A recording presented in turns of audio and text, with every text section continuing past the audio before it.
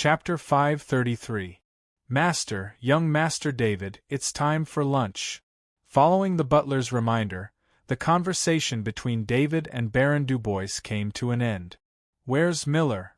Baron Dubois asked the butler with a frown. Although David could be considered one of their own, it would be extremely rude of Knight Miller not to come out and accompany him. Young Master Miller is waiting in the dining room. The butler bowed and replied, David, let's go eat. Baron Dubois shook his head and said to David. When the two arrived at the dining room, they saw Knight Miller already sitting up and waiting. Miller, are you hungry? Baron Dubois couldn't help but ask when he saw Knight Miller's appearance. Uncle, today's lunch was all prepared by David. Knight Miller's face was full of expectation as he spoke. Since the butler had followed them in time, Knight Miller couldn't steal a bite from the kitchen and could only wait in the dining room. David, you're very considerate, Baron Dubois said softly to David with a smile on his face. As long as Uncle Dubois likes it. David also responded with a smile. Lunch was needless to say, everyone was very satisfied. Knight Miller held his stomach with a face full of happiness, and Baron Dubois was also savoring the aftertaste. Because the three of them had extremely strong physiques, they ate more than ordinary people. Therefore, David's dishes were very large, but there wasn't a single bit left over from the 10 dishes. After lunch, David said goodbye to Baron Dubois. The butler brought David's warhorse. The warhorse was cleaned and fed special food, so it looked very energetic. On the way back, there were still insectoids roaming around, but David casually dismissed them. As soon as he returned to the headquarters, he immediately went to his office. He rarely came to this office since he became an inspector, and it was always used by Second Lieutenant Mawson. David stopped Second Lieutenant Mawson from standing up to greet him. He let Second Lieutenant Mawson continue with his work. Sitting on the chair behind the desk, David turned on his own optical computer. This photon computer had special privileges and needed to check his identity bracelet before it could be activated. Moreover, with his privileges, he could access the internal information of the Warstar Alliance. What David needed was the latest map of the insectoid territories. Every once in a while, the military would arrange for drones to enter the insectoid territories. While most of these ultra-small drones would be destroyed by the flying insectoids after entering the insectoid territories, some would still survive and take pictures of the situation inside the insectoid territories and send them back. Meanwhile, the military's map would be updated based on this information. After a full-scale insectoid war, David believed that the distribution of insectoids in the insectoid territory would be vastly different. He needed more information to ensure his safety when he entered the insectoid territory. He did not think that his innate ability was undetectable. You only have one life, and if you are careless even once, you will lose your life. After looking at the latest insectoid distribution map that the military had updated after the war, David's expression became serious. This was because he saw that there were 9 places marked on the map from Baron Dubois. They were all areas where large numbers of insectoids gathered, and there were even rank 4 insectoids there. While David had successfully killed the assassin mantis, which was a rank 4 insectoid, it was just as Baron Dubois had said. Its defense was the weakest among all the rank 4 insectoid. This kind of rank that had been forcibly raised had a huge innate difference compared to a rank 4 insectoid that had grown naturally. David downloaded the map and sent it to his identity bracelet. The assassin mantis corpse was currently stored in the spatial bracelet. Although the items in the spatial bracelet would be stored in a special space for a long time, David did not want the corpse to be stored for too long and affect his ability to use the corpse controlling technique. According to the corpse controlling technique, he needed to deal with the corpse of the assassin mantis first. This could not be done in the military. David spent the whole afternoon making plans. He went to the logistics department and the maintenance department to order and create some items. David set a time to go to the insectoid territory in 2 days. After the items he had ordered arrived, he would go to the insectoid territory. Before David could leave, he was called to the conference room by the Transcendent of Babington a day later. After entering the conference room, David saw that the 4 Transcendent of the 4th Frontline Base were all there. They were chatting. "David, congratulations!" The Transcendent of Babington saw David, and was the first to stand up and congratulate him with a big smile. The other 3 Transcendent also congratulated David. This made David, who did not know what was going on, a bit confused. "What do I have to congratulate you for?" David asked, puzzled. "Didn't you get the news?" The Transcendent of Babington said with a smile. "David, you can go to school again soon," the Transcendent of Babington said to David. David was stunned. Was the military planning to let him go back to the first college of Iridia? But this was unlikely. He was now a colonel, and had only been in the military for a little more than 3 months. Besides, the military was not easy to leave. He had military achievements. If he did not make any mistakes, it would not make sense for him to leave the military. "Benton, David doesn't understand what you're saying." The Transcendent of Augustine finally could not stand it anymore. He said aloud, then turned to David and said, "The military is going to let you go to the military school for a year." "Why do they suddenly want me to go to the military school?" David still did not understand. According to the news from the military, after a year in the military school, you will be awarded the rank of Major General, and then you can officially lead the army. The Transcendent of Babington went on to explain.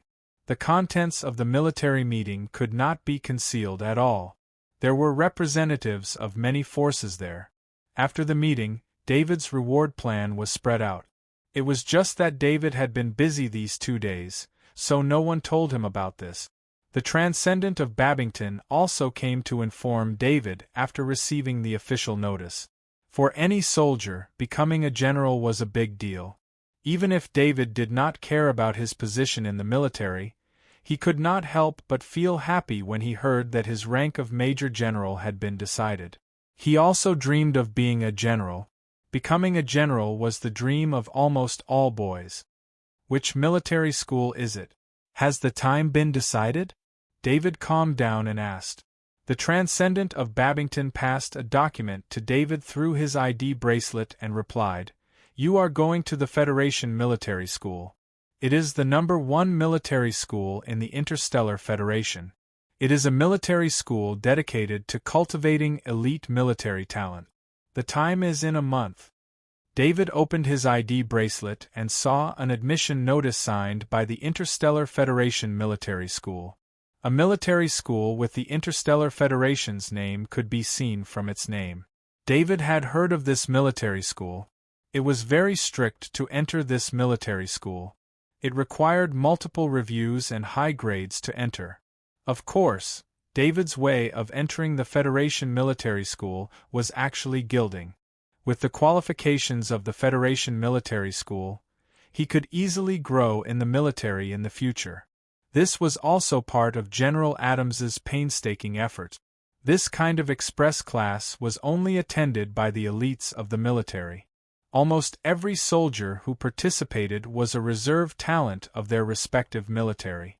In addition to being able to learn relevant knowledge in the Federation Military School, they could also accumulate a very important friendship. After graduating from this class, classmates in the same class could be said to become natural allies. A month. There's still enough time. David was relieved when he saw the time. This would not delay his trip to the insectoid territory. "David, there is also a batch of resources allocated to you this time. It includes a year's supply of level 3 strengthened meat, 5 types of medicine that will help you advance to Transcendent, and a guard flagship." The Transcendent of Babington continued. "This is the treatment of a true general."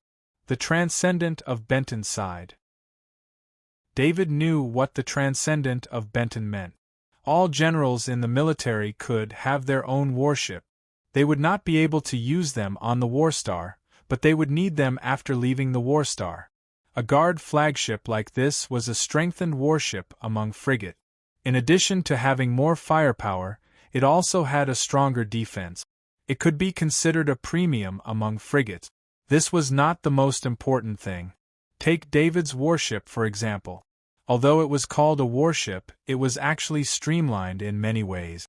Even so, that warship could not enter the interior of an administrative planet.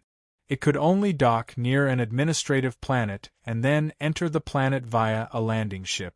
However, warships issued by the military were different. They could dock at any military airport at will and did not need to be inspected by anyone other than the military. There was also a year's supply of Level 3 strengthened meat. This was probably prepared to ensure his studies in the Interstellar Federation Military School. Of course, this was also what he deserved with his achievements. As for the 5 types of medicine that would help him advance to transcendent, these were all unique to the military. Even if one had the money, they could not be bought. Why did the military have so many transcendent members? Many of them were self-cultivated, and this was due to the effects of these medicines. Of course, aside from the military, no other faction could make these medicines even if they wanted to, because the most important materials came from the Warstar.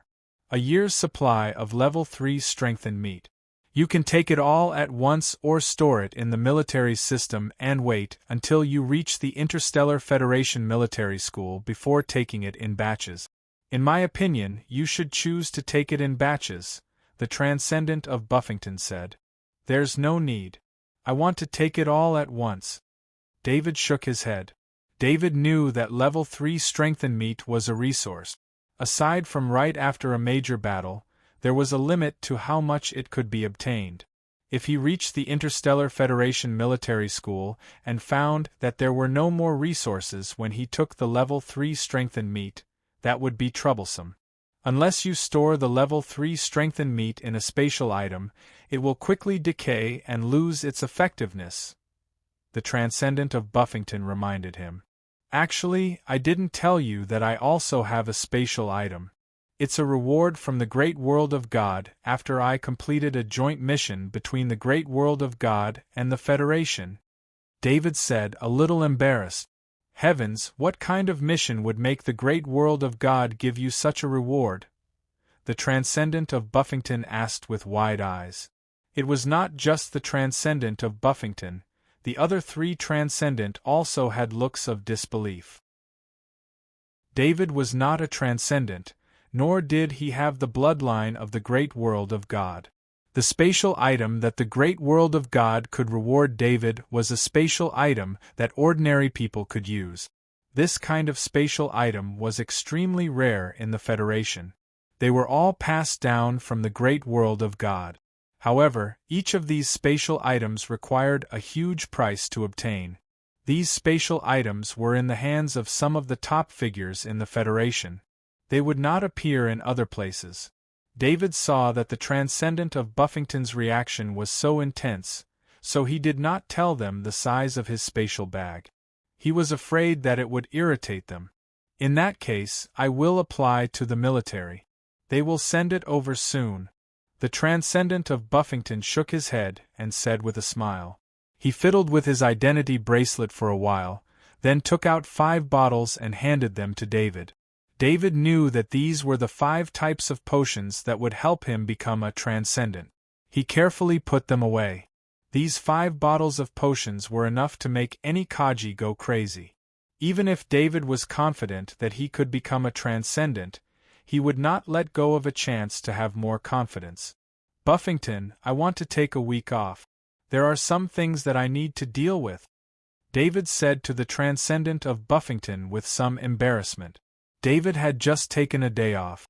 Now that he had returned, he wanted to take another day off. Buffington was a little embarrassed to ask. The war is over. You should also take a break. There are no important things to do next. You can make your own arrangements before you go to the military academy, the Transcendent of Buffington said with a smile. In fact, after this notice, David had nothing to do. Originally, he only had the duties of an inspector at the 4th Frontline Base. However, all of it was handled by his adjutant, Second Lieutenant Mawson. He could take a break at any time. "Thank you. Why don't you make some arrangements? When I come back in a week, we can go out and hunt zergs together," David suggested with a smile. "That's a good suggestion. I'll make a plan this week." The Transcendent of Buffington heard David's proposal and immediately responded with a smile. They had applied for David to come to the 4th Frontline Base. Their original plan was that they could join forces with a sniper master to hunt zergs. However, they did not expect that David, the sniper master, was so strong. They needed to team up to kill level 3 zergs, but David could easily kill them. This made them too embarrassed to bring up the idea of going out to hunt zergs for a long time. They also knew that David said this because he was ready to share the spoils with them before he left. They would not miss this opportunity. To be honest, even if David did not come to the 4th Frontline Base to hunt zergs with them, it was still very worthwhile. This was because David's arrival reduced the losses of the 4th Frontline Base and became the key to the overall victory of the war. The 4 Transcendent of the 4th Frontline Base had gained a lot. The resource supply of the Transcendent had increased by 1 level, and there were also many special resources. These were all things that they did not even dare to think about before. In the afternoon, a small warship arrived at the headquarters of the 4th Frontline Base and delivered a year's worth of Level 3 strengthened meat. David accepted the Level 3 strengthened meat. Chapter 534. The Shadow Attendant was 100 meters above his head, observing the surroundings. David, on the other hand, was wearing a camouflage cloth as he ran quickly. He did not choose to enter the insectoid territory from the direction of the 4th Frontline Base. On one hand, he did not want to kill too many Level 3 insectoids in this area. This time, he needed a lot of Level 3 insectoids' blood. If he killed Level 3 insectoids in the insectoid territory outside the 4th Frontline Base, with his efficiency, it would be very difficult to find another Level 3 insectoid to kill the next time he came out with the 4 Transcendent members. On the other hand, if David did something big in the insectoid territory outside the 4th Frontline Base, he was worried that the Level 5 half-body Spider Queen would suspect something. Although David knew that the half-body Spider Queen wouldn't treat him with such importance, he didn't dare to relax. The Shadow Attendant's observation range was very far. Through the Shadow Attendant's eyes, David saw a Level 3 insectoid phantom millipede 8,000 meters away. This type of Level 3 insectoid that moved alone was the best target for David. David's feet were light as he walked in the direction of the phantom millipede. The phantom millipede was eating and looked around from time to time. It seemed to be very vigilant. Its food was a small drone. After the drone was shot down, the energy source inside it probably attracted the phantom millipede. The tough outer shell of the drone was easily bitten open by the phantom millipede's Level 3 teeth, revealing the components inside. The phantom millipede treated the components inside as snacks and ate them bit by bit. Soon, it reached the energy source inside the drone. It swallowed the energy source and closed its eyes as if it was enjoying the feeling of the energy surging inside. The insectoid's food was very varied. Any high-energy material could be their food. Normal insectoids could eat anything. The phantom millipede had a more delicate diet. Humans and low-level insectoids were its normal prey, and high-energy items like this were just a sumptuous meal. Just as the 1,000-tentacle phantom worm was enjoying itself with its eyes closed, a figure suddenly emerged from the ground beneath it. It was David. When David was 300 meters away from the phantom millipede, he used underground sneak to enter the ground. Although he had the ability to kill the 1,000-tentacle mirage worm face to face, it didn't mean the way he fought was safe. David's weakness was obvious. His powerful equipment and various talents allowed him to unleash the damage of a beginner Level 4 insectoid, but his defense could not even withstand the attack of a Level 3 insectoid. Therefore, David would not fight a Level 3 Zerg unless he had no other choice. Of course, if someone was assisting him from the side, he could use his advantages to kill a level 3 bug tribe easily. However, in a solo operation like this, an underground sneak attack was the best choice. Using underground stealth, he arrived behind the thousand-legged mirage worm, then activated the spirit-severing heavy axe technique and connected his mental thread to the thousand-legged mirage worm. There was no one around, so David could use the level 5 axe without any worries. When the thousand-legged mirage worm sensed danger, a golden axe light swept past and the head of the thousand-legged mirage worm flew up. During the whole process, the thousand-legged mirage worm did not even have the chance to fight back. The moment the head of the thousand-legged mirage worm flew up, David took out a large bucket that he had prepared beforehand from his portal bag. He placed the bucket on the neck of the thousand-legged mirage worm, and a large amount of green blood flowed into the bucket. This bucket was made by David according to the size of the assassin mantis body. To fill the bucket with the blood of a level 3 insectoid was not something that 1 or 2 level 3 insectoids could do. After draining the blood, David dismantled the level 3 materials such as the teeth and claws on the back of the thousand-legged mirage worm. After that, he used the underground stealth talent to bury the body of the thousand-legged mirage worm. If a level 3 insectoid's body was left here, the insectoids might notice that something was wrong. However, if a level 3 insectoid disappeared, it would be hard for the insectoids to notice. The shadow attendant flew up again, and David continued towards the direction of the Krypton mines on the map. He felt it was a pity. If he had a top-tier Krypton mine of his own, he could use the incubating crystal to cultivate a perfect Krypton crystal. David knew that it was very difficult to do this in the Federation. If he used the incubating crystal to affect the Krypton mines, the workers in the mines would definitely notice something was wrong. Even if the workers were working for him, there was a high chance that they would leak the information. If that happened, he would not be able to keep his incubating crystal. Furthermore, it would take a long time to cultivate a perfect Krypton crystal with the incubating crystal, so he might as well go to the mines and rob them. However, rob was not the right word. David's method was more like stealing. With his talent, it should not be difficult to steal a perfect Krypton crystal. After a day, David arrived at his first target, a Krypton mine 500 kilometers away from the defense line. He could see a large number of caves on the ground from afar. These caves were very familiar to him. They were the nests of the ghost-face spiders. The nests of the ghost-face spiders surrounded the valley in the middle. These ghost-face spiders' nests were covered with spider webs. Anyone who stepped on the webs would alert the ghost-face spiders. There were tens of thousands of ghost-face spiders here. Once alerted, even the Transcendent would be in trouble. Not to mention, the Federation map mentioned that there was a level 4 insectoid here. David frowned. He did not like the ghost-face spiders that dug underground. He felt that they were invading his territory. In the past, he could move freely as long as he went underground. However, the situation ahead was very complicated. He could only hope that the ghost-face spiders' nests were not more than 10 meters underground. A group of iron-wing bat bugs flew in the sky from afar. David immediately lowered his body and used the camouflage cloth to hide his body perfectly. The group of iron-wing bat bugs' nests flew above the ghost-face spider's nest. Some of them even landed on the ground to rest.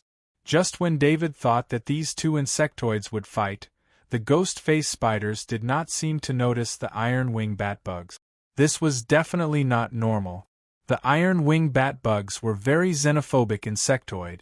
They would expel other insectoids in their territory, and the ghost-face spiders would not tolerate other insectoids standing on their webs. There was only one possibility. The ghost-face spiders and the iron-wing bat bugs were a community. Combined with the Krypton mine here, it was not hard to guess that they were the guardians of the Krypton mine. Since he could not sneak in from the sky or on the ground, David activated Underground Sneak. His body then sank into the ground. This time, the shadow attendant was not on the ground. Instead, it was investigating the environment in front of David. The nest of the ghost-face spiders was a maze-like cave in front of them.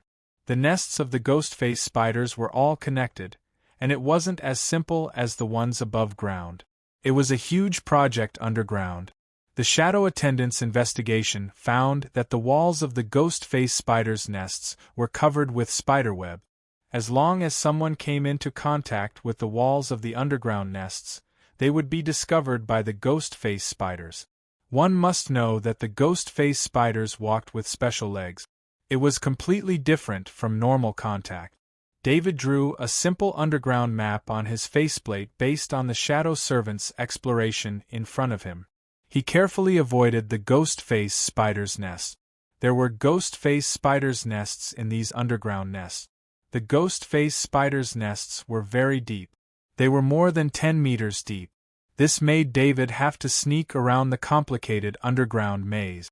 This kind of complicated environment made it impossible for David to pass through quickly. He could only sneak around for 1 minute and then rest for 5 minutes. It took David an hour to cover this distance of about 3,000 meters. When he found that there was no more complicated underground maze in front of him, David knew that he had passed through the ghost-face spider's nest. The shadow attendant then left the underground and returned to the surface. Sure enough, there were no more underground nests in front of him. David saw a large number of exploding bugs. Among them, there were a lot of elite exploding bugs. He could imagine that if he wanted to approach from the air, he would first be attacked by the iron wingbat bugs. Then, the exploding bugs would concentrate their energy to attack the target in the air. With so many exploding bugs' concentrated attack, even the Transcendent would not be able to withstand it. David did not dare to leave the underground at this time. Although these exploding bugs did not have any close combat ability, as long as one was killed, it would immediately explode. No matter how secretive the assassination was, it would still alert the bugs here. Helpless, David could only continue to sneak underground. However, this time he could pass through quickly. Next, David saw 6 broken beetles and 6 giant pincer flaming bugs at the entrance of the valley. They were blocking the entrance to the valley. Under the shadow attendant's observation, the other places were filled with spiderwebs. He believed that if he tried to get close to those places, he would be discovered, let alone pass through them. David continued to go in. He was curious why there were so many bugs guarding this Krypton crystal mine. He also wondered how much importance the perfect Krypton crystal mine placed on the insectoid. He used his mental power to sense the big bucket in his spatial bag. After a journey of 500 kilometers, he had killed as many as 7 level 3 insectoid. The blood of these 7 level 3 insectoids were all in this big bucket. Soaked in blood was the body of the assassin mantis. A strange pattern was engraved on the body of the assassin mantis. Unfortunately, he was inside the portal bag. David thought that he could finish the first step of the assassin mantis corpse in the portal bag, but he was wrong. The pattern and blood inside the portal bag were still and did not have any effect. Shaking his head, David thought that regardless of whether he could find the perfect grade Krypton crystal or not, he would have to find a place to take the big bucket out and let the assassin mantis's body finish the first step. David sneaked in again. The defense here was very tight, but it was based on visible enemies. For someone like David who sneaked in from underground, it was impossible to discover him. David easily entered the valley. The valley was very spacious, and there were only a few mining ants working in the valley. Mining ants were only level 1 bugs. They did not have much fighting power, but they were the best miners. They worked tirelessly, and their food was just the useless leftovers. This was the first time David saw a top-grade Krypton crystal mine. The minerals here were completely different from the ones on the Guardian planet. On the ground of the valley, exposed Krypton crystals could be seen everywhere. Many of them were top-grade Krypton crystals. David was shocked to see how many krypton crystals could be produced in such a large valley. The mining ants' job was to dig out the krypton crystals with sufficient energy and pile them together. The shadow attendant sent a reminder. David quickly entered the shadow attendant's body. Through the shadow attendant's eyes, he saw a cave at the end of the valley. David did not think that the perfect krypton crystal mine would be produced in such an open valley. If it was, then the level 4 bugs would be guarding this place. There were no level 4 bugs in the valley, so they had to be in the cave up ahead. David continued to sneak in. He could feel the krypton crystals around him. The krypton crystals here had not been mined much. Otherwise, there would not be so much krypton crystals left underground. There were not many mining ants either. They only took the exposed krypton crystals with sufficient energy. According to David's estimation, the reason why the krypton ores were not mined on a large scale was because of the perfect krypton ores. According to David's estimation, the production of perfect krypton ores probably required the existence of krypton ores. Otherwise, given the bug's thirst for energy, the krypton crystals would be gone in a short period of time, no matter how big they were. The bugs needed energy to grow, and the energy in a normal krypton crystal mine was what most of the bugs needed. David continued to move forward, but he stopped when he was about 100 meters away from the cave. When he was about 100 meters away, he felt a little dizzy. The crystal outside of the Fortress of Souls was shaking like it was being attacked. It was a mental attack, and such a powerful mental attack had to be from a very powerful level 4 bug. David did not expect his simple operation to be blocked at the entrance. He did not dare to force his way in. Maybe his Fortress of Souls could withstand a mental attack, but if it really happened, he would not be able to hide his presence. That way, David would have to face the terrifying LV-4 insectoid that could unconsciously attack everything within a radius of a few hundred meters. He estimated that it would be very difficult to get close to this LV-4 insectoid. This LV-4 insectoid was practically a natural counter to him. Chapter 535. David tried to let the shadow attendant enter the cave, but unfortunately, the shadow attendant was only a few meters away from the entrance and could not enter the cave.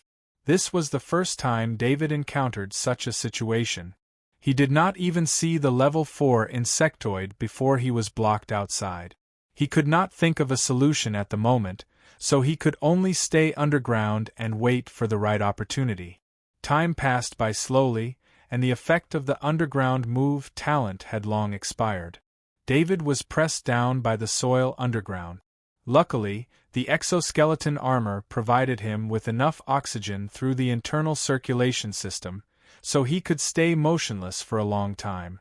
David observed the situation at the entrance of the cave through the shadow attendant on the ground. However, an hour had passed, and the unknown level 4 insectoid had not left the cave.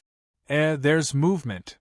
While waiting in boredom, the shadow attendant suddenly saw a figure appear at the entrance of the valley. It was the giant pincer flaming beetle, guarding the entrance of the valley. At that moment, the giant pincer flaming beetle was holding a level 2 insectoid in its mouth. This giant pincer flaming beetle was obviously afraid of this place. It walked very slowly and carefully. Along the way, the mining ants were very numb. They did not seem to notice the giant pincer flaming beetle, and only cared about their own work. The giant pincer flaming beetle was about 100 meters away from the entrance of the cave. The giant pincer flaming beetle was very clear about the range of the mind attack, so it stopped right outside the range of the terrifying mind attack. The giant pincer flaming beetle lowered its head humbly and placed the level 2 insectoid in its mouth on the ground. It then slowly retreated. After retreating 100 meters, it turned around and left the valley at a speed many times faster than when it came in. David immediately understood that the giant pincer flaming beetle had come to deliver food to the level 4 insectoid in the cave. Although there was a lot of krypton in the krypton crystal mine, The insectoids only needed energy to survive. However, most of the insectoids had an innate love for fresh blood and meat. This was engraved in their genes. It was also because of this innate love for fresh blood and meat that the insectoids were so warlike. David looked at the shivering level 2 Zerg on the ground through the shadow attendant. This level 2 Zerg's limbs had been bitten off. The force used was ingenious and did not pierce through the skin, causing the level 2 Zerg to be unable to move. It seemed that this level 2 Zerg understood its fate. Even though its body was in extreme pain, it did not make a sound. This was because they might be able to live longer if they did not make a sound. Once they made a sound, it would alert the level 4 insectoids at the cave entrance to eat. David's heart skipped a beat. He activated Underground Sneak and came under the level 2 insectoid. He took out a piece of beef from his portal bag and added a level 4 poison on the beef with his Poison Talent ability. The piece of beef was so small that even the shadow attendant could lift it up. David quickly stuffed the beef into a bottle. Throughout the entire process, David did not touch the beef. Everything was done by the shadow attendant. Even though David was wearing a custom-made exoskeleton armor, he did not dare to test the power of a level 4 poison. When the bottle was sealed, David let out a long sigh of relief.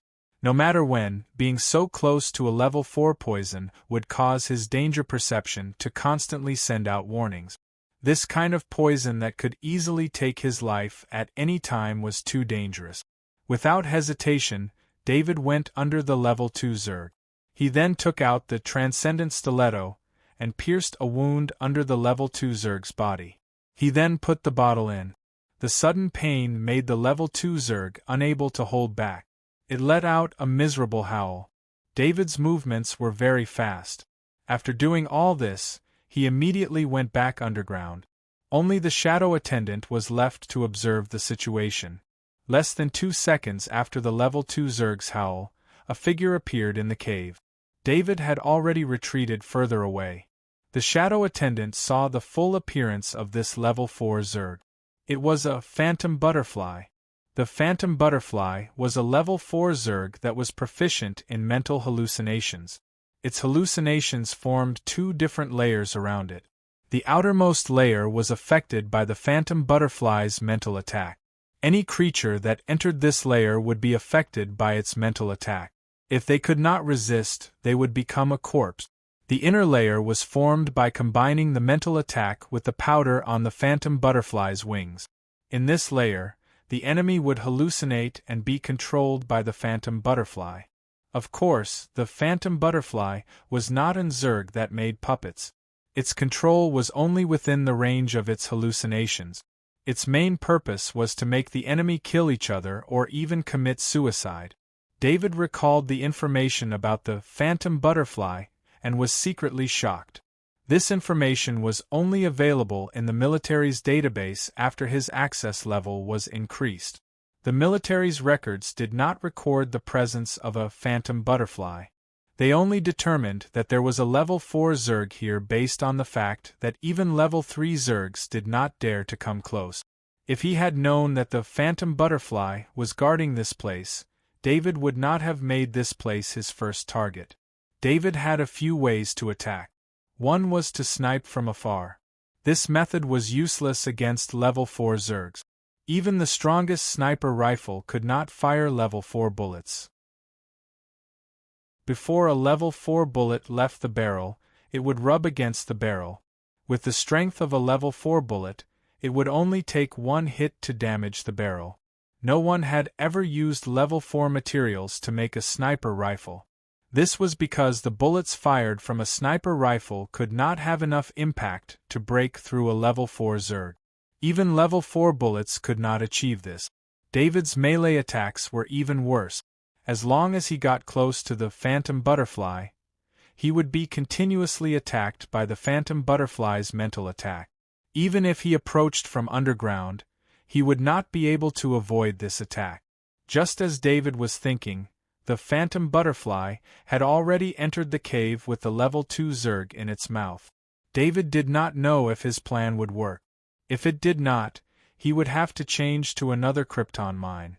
This would waste even more time, and he did not have much time. The phantom butterfly entered the cave and came to its normal feeding area. It was one of the few Zergs that liked cleanliness. This was probably because it needed to keep its wings clean so that it could spread the butterfly powder more easily. The phantom butterfly bit off the level 2 Zerg's neck, ending the annoying noise. If the level 2 Zerg was not so loud, it would have to wait a little longer before eating. If the level 2 Zerg knew about this, it would feel that it had died too miserably. It did not want to make any noise, but someone had cut it, so of course it had to make a noise. The phantom butterfly began to eat. When it bit into the bottle, it did not notice that the bottle had perfectly isolated the smell of the poison. Since the whole process was done by the shadow attendant, it did not leave any smell of the mission on the bottle. A bottle was also a type of food for the phantom butterfly. This kind of fragile man-made object was very rare. Besides, a level 4 Zerg like the phantom butterfly had a digestive system that was many times stronger than a normal Zerg. A normal Zerg could digest steel, not to mention the phantom butterfly. However, when the phantom butterfly bit the bottle, the piece of beef that had been corroded by the level 4 poison splashed everywhere. It immediately sensed danger. The grade 4 poison exploded in the phantom butterfly's mouth, causing it to feel numb in its mouth. This amount of poison was not enough to kill the phantom butterfly, but it made the phantom butterfly very angry. This was a provocation. It needed to find out who was playing with it. David was hiding underground. The shadow attendant heard a roar from the cave and knew that his plan had succeeded. Then the phantom butterfly rushed out of the cave, flapped its wings, and flew towards the entrance of the valley. David knew that time waits for no one, so he immediately activated underground sneak and went towards the cave. The shadow attendant saw the situation in the cave from above. The cave was very beautiful because there were too many krypton crystals. The cave was like a starry sky. David rose from the ground and split his attention between the shadow attendant and himself. He began to look for the perfect grade krypton crystal. If the perfect grade krypton crystal was on the surface of the cave wall, it would be very easy to find it because the gold color was too obvious. However, after looking around the cave, he didn't find any gold. David frowned. If the perfect grade krypton crystal was hidden, he would be in trouble. He didn't know how long it would take for the phantom butterfly to return. He needed to find the perfect grade krypton crystal as soon as possible. David controlled the shadow attendant to go through the cave wall and came to an area that had been cleaned up. There was a pit made by a pile of top-grade krypton crystals. This was probably where the phantom butterfly rested. The phantom butterfly was really extravagant. There were at least a few thousand top-grade krypton crystals here. In addition to the environment, the phantom butterfly could even breathe energy into its body. This kind of cultivation environment would definitely make any transcendence of the Federation blush with shame. It was no wonder that the phantom butterfly was so terrifying. Only the elites of the insectoids would be sent to guard this kind of krypton crystal mine. Even the direct descendants of the half-body Spider Queen didn't have such a good opportunity. Every top-grade krypton crystal mine that produced perfect-grade krypton crystals was the most important resource for the insectoids. Only the strongest level 4 insectoids would be sent to guard it. At the same time, these level 4 insectoids would be given the best conditions to develop. Although the krypton crystal mine here couldn't be casually mined, the level 4 insectoids' daily training consumption didn't matter.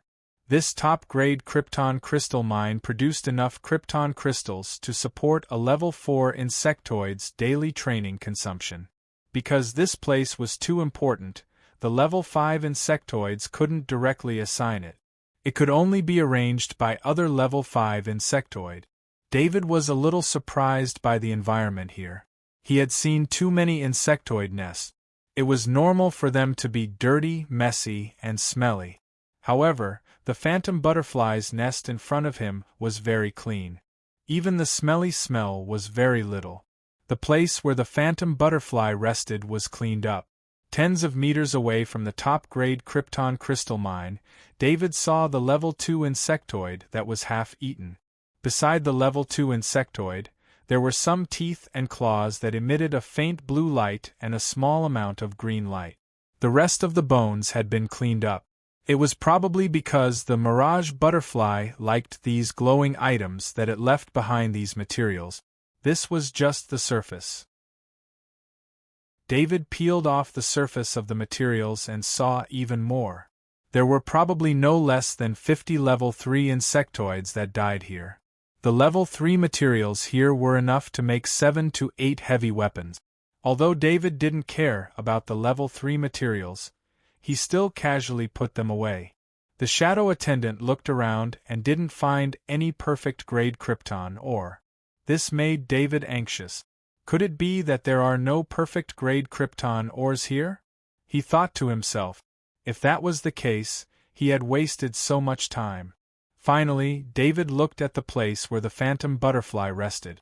There were thousands of top-grade Krypton ores piled up together. This was the only place that he hadn't checked yet.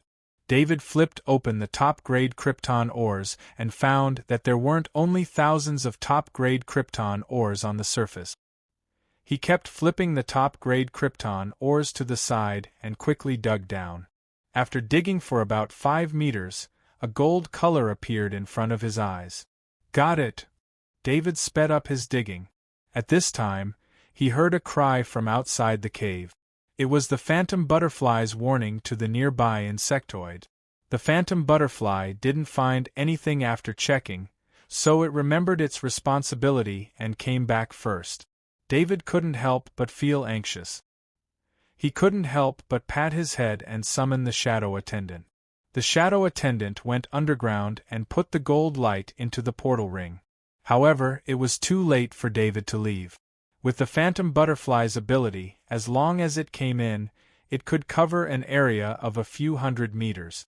With David's speed, he couldn't leave this area in a short time. David made up his mind and summoned the sonic steel beetle. Then, he activated the innate ability of the sonic steel beetle, and the innate ability of the sonic steel beetle, the innate ability of the sonic steel beetle, after which the innate ability of the sonic steel beetle sent out a stream of energy towards David. David accepted the guiding force and disappeared in an instant. He opened his eyes and found himself in a pitch-black space.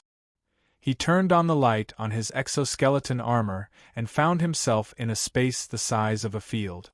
However, there was no time for David to continue investigating because the phantom butterfly had already entered the cave. At the same time, it discovered the sonic iron beetle's existence. The sonic steel beetle was now 2 meters long. The moment the phantom butterfly entered the cave, David activated the sonic steel beetle's innate ability and returned it to its original size. Immediately, the sonic iron beetle grew from 2 meters to 20 meters in size. Then, it charged towards the illusion butterfly. Chapter 536. David was controlling the sonic iron beetle with his mind. He only realized how powerful the sonic iron beetle was when he faced the phantom butterfly. At this moment, the distance between the sonic iron beetle and the illusionary butterfly was already affected by the second layer of the illusionary butterfly's mind. The butterfly powder and the mind attacked the soul of the sonic iron beetle together. However, the soul of the sonic iron beetle was extremely tough. It could withstand the attack for at least a few minutes. David couldn't help but think that if he hadn't gotten the sonic iron beetle with its intelligence erased, he wouldn't have been able to control it, let alone turn it into a puppet. Originally, David was worried about how long he could last under the range of the phantom butterfly's spirit attack. However, this problem did not occur because he did not feel the phantom butterfly's spirit attack while he was inside the sonic iron beetle's belly. In other words, the internal space of the sonic iron beetle had placed him in a different space, and he wasn't within the range of the phantom butterfly's spirit attack. This made him feel a lot more relieved. At least he didn't have to face the phantom butterfly's spirit attack. The consequences of a spirit attack were very serious. If he could withstand it, he would be fine, but if he couldn't, he would die. Although David was very confident in his spirit, he didn't have the slightest bit of confidence when compared to the phantom butterfly, which specialized in spirit attacks. David controlled the sonic iron beetle to charge at the phantom butterfly. The phantom butterfly was obviously very surprised. The phantom butterfly had a very high status in the insectoid. It couldn't believe that an insectoid would dare to enter the mine it was guarding. The most incomprehensible thing was how the intruder got in. There were layers of defense outside the Krypton mine. As long as the intruder was triggered, it would discover the intruder. The phantom butterfly let out an angry cry. Through the transmission of spirit, David understood what it meant. The phantom butterfly was questioning why the sonic iron beetle had appeared here. Was it not afraid of being hunted down by the higher-ups of the insectoids? Of course, David didn't care. The origin of this sonic iron beetle was unknown. There was no way to find out anything about it in the insectoid territory, unless the half-body Spider Queen came forward. Even if they did find out, what could they do?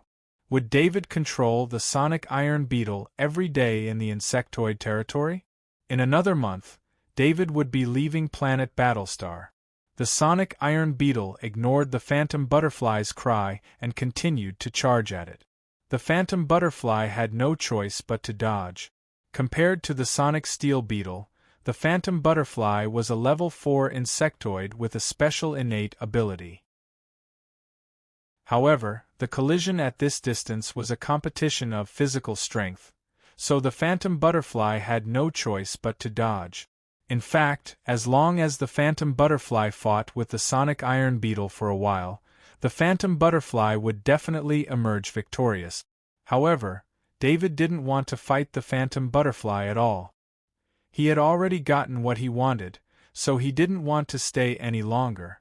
Moreover, the sonic iron beetle and himself were no match for the phantom butterfly. As long as he dared to leave the space in its stomach, the phantom butterfly would definitely kill him first. As soon as the phantom butterfly dodged, the sonic iron beetle charged out of the cave. The phantom butterfly's spirit swept through the cave and discovered that the nest had been turned upside down, especially the top-grade krypton or that had been opened. It couldn't help but feel anxious. The phantom butterfly immediately turned around and chased after it. After it left the cave, it heard the unique sound of the sonic iron beetle's spatial explosion and saw a figure that was getting smaller and smaller. All level 4 insectoids could fly. Even though the mirage butterfly had a pair of wings that allowed it to fly faster, the sonic iron beetle was one of the level 4 insectoids that had the advantage of speed. Once the sonic iron beetle sped up, very few insectoids could catch up to it. The phantom butterfly knew that it couldn't catch up, but for the sake of its mission, it still did its best to chase after it. David was feeling very good. He controlled the sonic iron beetle to fly past the entrance of the valley guarded by a dozen or so rank 3 insectoids. Before the rank 3 insectoids could react, the sonic iron beetle had already flown past them. Next was the range of the sonic iron beetle swarm. Even if the sonic iron beetles wanted to attack a rank 4 insectoid, they wouldn't be able to lock on to a target that was so fast. The sonic iron beetles could only watch as the sonic iron beetle flew past them.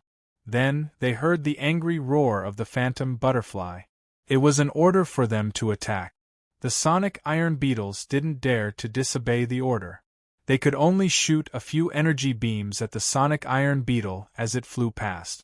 These energy beams were tens of meters away from the sonic iron beetle, so of course they were useless. The sonic iron beetle flew past the area of the ghost face spiders. Because of the commotion, the iron wingbat beetles were also alerted. They all took off from the ground. The sonic iron beetle flew through the middle of the iron wingbat beetles. The iron wingbat beetles in front of it were all smashed into pieces by the sonic iron beetle. The iron wingbat beetles had some effect, but the ghost-faced spiders didn't react at all.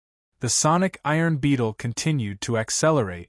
David never thought that he would one day fly at such speed in the sky above an insectoid territory. The phantom butterfly behind him was getting weaker and weaker, while the sonic iron beetle was getting faster and faster.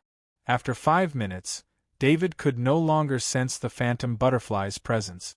Afterward, he let the sonic iron beetle land on the ground. He came out of the internal space and let the sonic iron beetle activate its resize ability. Its body shrank to a size of 2 meters. David recalled the sonic iron beetle back into his summoning ring.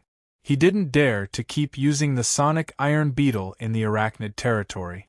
He didn't dare to act recklessly in the arachnid territory.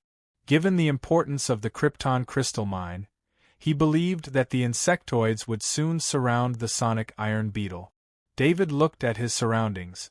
He was flying too fast just now, and his body was in the abdominal space, so he couldn't update his position in time. Luckily, he knew the general direction and how far he had flown.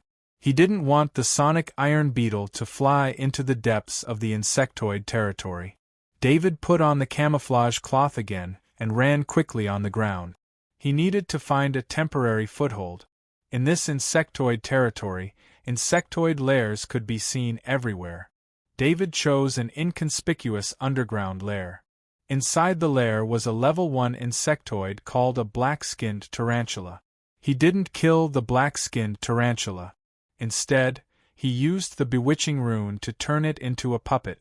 Afterward, he used the underground move ability and opened up a hole that was several cubic meters in size under the black-skinned tarantula's lair. David jumped into the hole and completely hid his presence. Just as he was about to take out the bucket, his movements suddenly slowed down. A terrifying spiritual force swept through the lair. After discovering the black-skinned tarantulas, it swept past them without stopping. After this terrifying consciousness scan, the shadow attendant that David left outside the lair saw an illusory figure flash by a kilometer away. David was almost 100% sure that it was the energy incarnation of a level 5 insectoid. He didn't expect the insectoids to react so quickly. In just a short while, a level 5 insectoid had already made its move. He thought that with the shadow attendant, he wouldn't be discovered by the shadow attendant. Now, he realized how ridiculous that thought was. If he had taken out the bucket just now, the smell of the blood in the bucket and the bewitching rune would have attracted the attention of the level 5 insectoid's energy incarnation. Once the level 5 insectoid's energy incarnation noticed, even if David had the ability to hide his presence, he would still be discovered. David had seen the power of a level 5 insectoid's energy incarnation. It was a power that he couldn't understand. Let alone him, even someone as powerful as Baron Dubois would be waiting for death if he encountered a level 5 insectoid's energy incarnation. David didn't dare to make any more moves. He carefully stayed in the small hole. After another half an hour, the consciousness scanned the area again, but this time, it went back in the direction it came from. The level 5 insectoid's energy incarnation followed the sonic iron beetle's flight path and chased after it. Its speed was much faster than the sonic iron beetle's. After chasing for a long distance, the level 5 insectoid's energy incarnation realized that it might have gone in the wrong direction. The sonic iron beetle had changed directions halfway. The insectoid territory was too big. It was almost impossible to search through it completely. Therefore, the level 5 insectoid's energy incarnation could only return. Next, it would send out an insectoid that was good at tracking to investigate. As long as the sonic iron beetle was still there, it would be found. David stayed for another 2 hours. The sky outside was already dark, and the level 5 insectoid's energy incarnation didn't pass by again. After searching twice, David didn't believe that the level 5 insectoid's energy incarnation would continue to search this area. Therefore, he decided to get to work. David took out a large bucket. Immediately, a bloody smell spread out. It was very obvious in this small space. David had already switched to an internal circulation mode, so the smell here couldn't affect him. As soon as the bucket left the space item, the runes on the assassin mantis's body began to flicker. The blood of a level 3 insectoid contained a lot of special energy. This blood was collected by David from a recently dead level 3 insectoid and stored in a space item. Therefore, the energy in the blood wasn't wasted at all. The blood contained the life energy of a level 3 insectoid. This kind of energy only existed in blood. According to the corpse controlling technique in his memory, a large amount of life energy was needed to increase the vitality of the corpse. This way, the corpse would retain more of its strength. If it was a low-level insectoid, the wasted strength wouldn't even be worth mentioning. Therefore, there was no need to do this before using the corpse controlling technique. However, the loss of a level 4 insectoid's strength was a huge loss. Therefore, this method was needed to recover the life energy of the insectoid. The runes on the assassin mantis's body flickered. The life energy in the blood was absorbed into the assassin mantis's body. The assassin mantis's body had a trace of life energy. This trace of life energy was external, but it was increasing. However, this process was very slow. David could only watch and couldn't help. A day passed. The life energy in the blood of the level 3 insectoid was decreasing. However, the assassin mantis's body was becoming more and more lively. 2 days passed. The life energy in the blood of the level 3 insectoid was affected by the runes. Instead, it was all directed into the assassin mantis's body. On the 3rd day, the blood of the level 3 insectoid had no more life energy. On the other hand, the assassin mantis's body was still full of life. During these 3 days, many insectoids passed by this place. However, none of them discovered David, who was hiding underground. The strongest of these insectoids were only level 3. Of course, they couldn't scan the underground like the level 5 insectoid's energy clone. David decided to use the corpse controlling technique here. This place was relatively safe. David sealed the cave and completely isolated it from the outside world. This way, unless another level 5 insectoid's energy clone passed by, they wouldn't be able to detect the energy waves here. After recalling the shadow attendant, he controlled the shadow attendant to take out the stolen perfect-grade kryptonite. A mesmerizing golden light appeared in front of David's eyes. The surface of the perfect-grade kryptonite was flowing with golden light. This golden light was like a cloud that rippled on the surface of the perfect-grade kryptonite. David now knew why the low-level insectoids would absorb the energy of the perfect-grade kryptonite, regardless of the danger. David's will was strong, and he knew that absorbing the perfect-grade kryptonite meant certain death. However, there was always an instinctive call in his heart that wanted him to absorb the energy of the perfect-grade kryptonite. Perhaps it was the instinct of life to evolve. It was a path that could allow life to take another step forward. Even if this path was extremely dangerous, it couldn't stop the instinct of life. In David's opinion, the Stoneskin Worm King on the Guardian planet was extremely lucky. It could survive after absorbing the energy of the perfect-grade kryptonite and become even stronger. If Baron Du Bois didn't mention the importance of the perfect-grade kryptonite, most people would have followed their instincts and tried the perfect-grade kryptonite for the first time.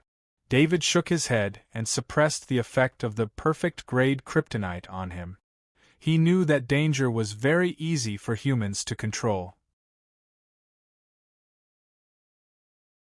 Chapter 537. David placed the perfect krypton crystal aside and recalled the knowledge of corpse controlling in his mind.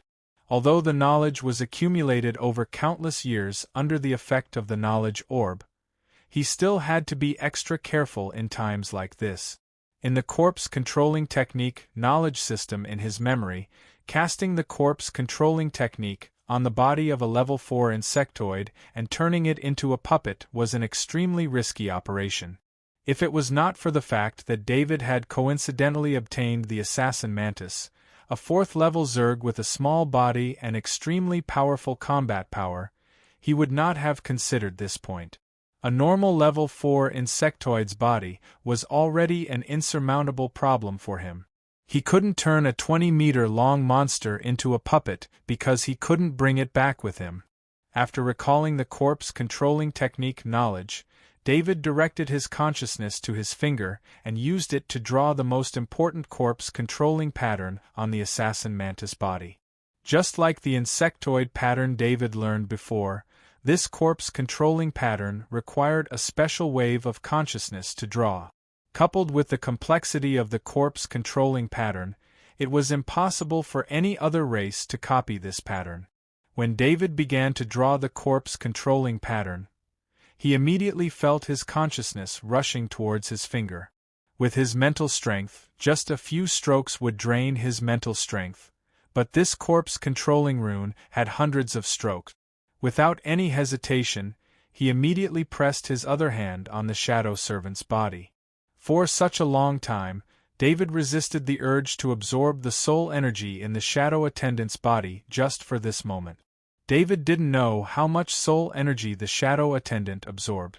Because of the total war initiated by the insectoids, the shadow attendant absorbed an unimaginable amount of souls from both sides on the battlefield.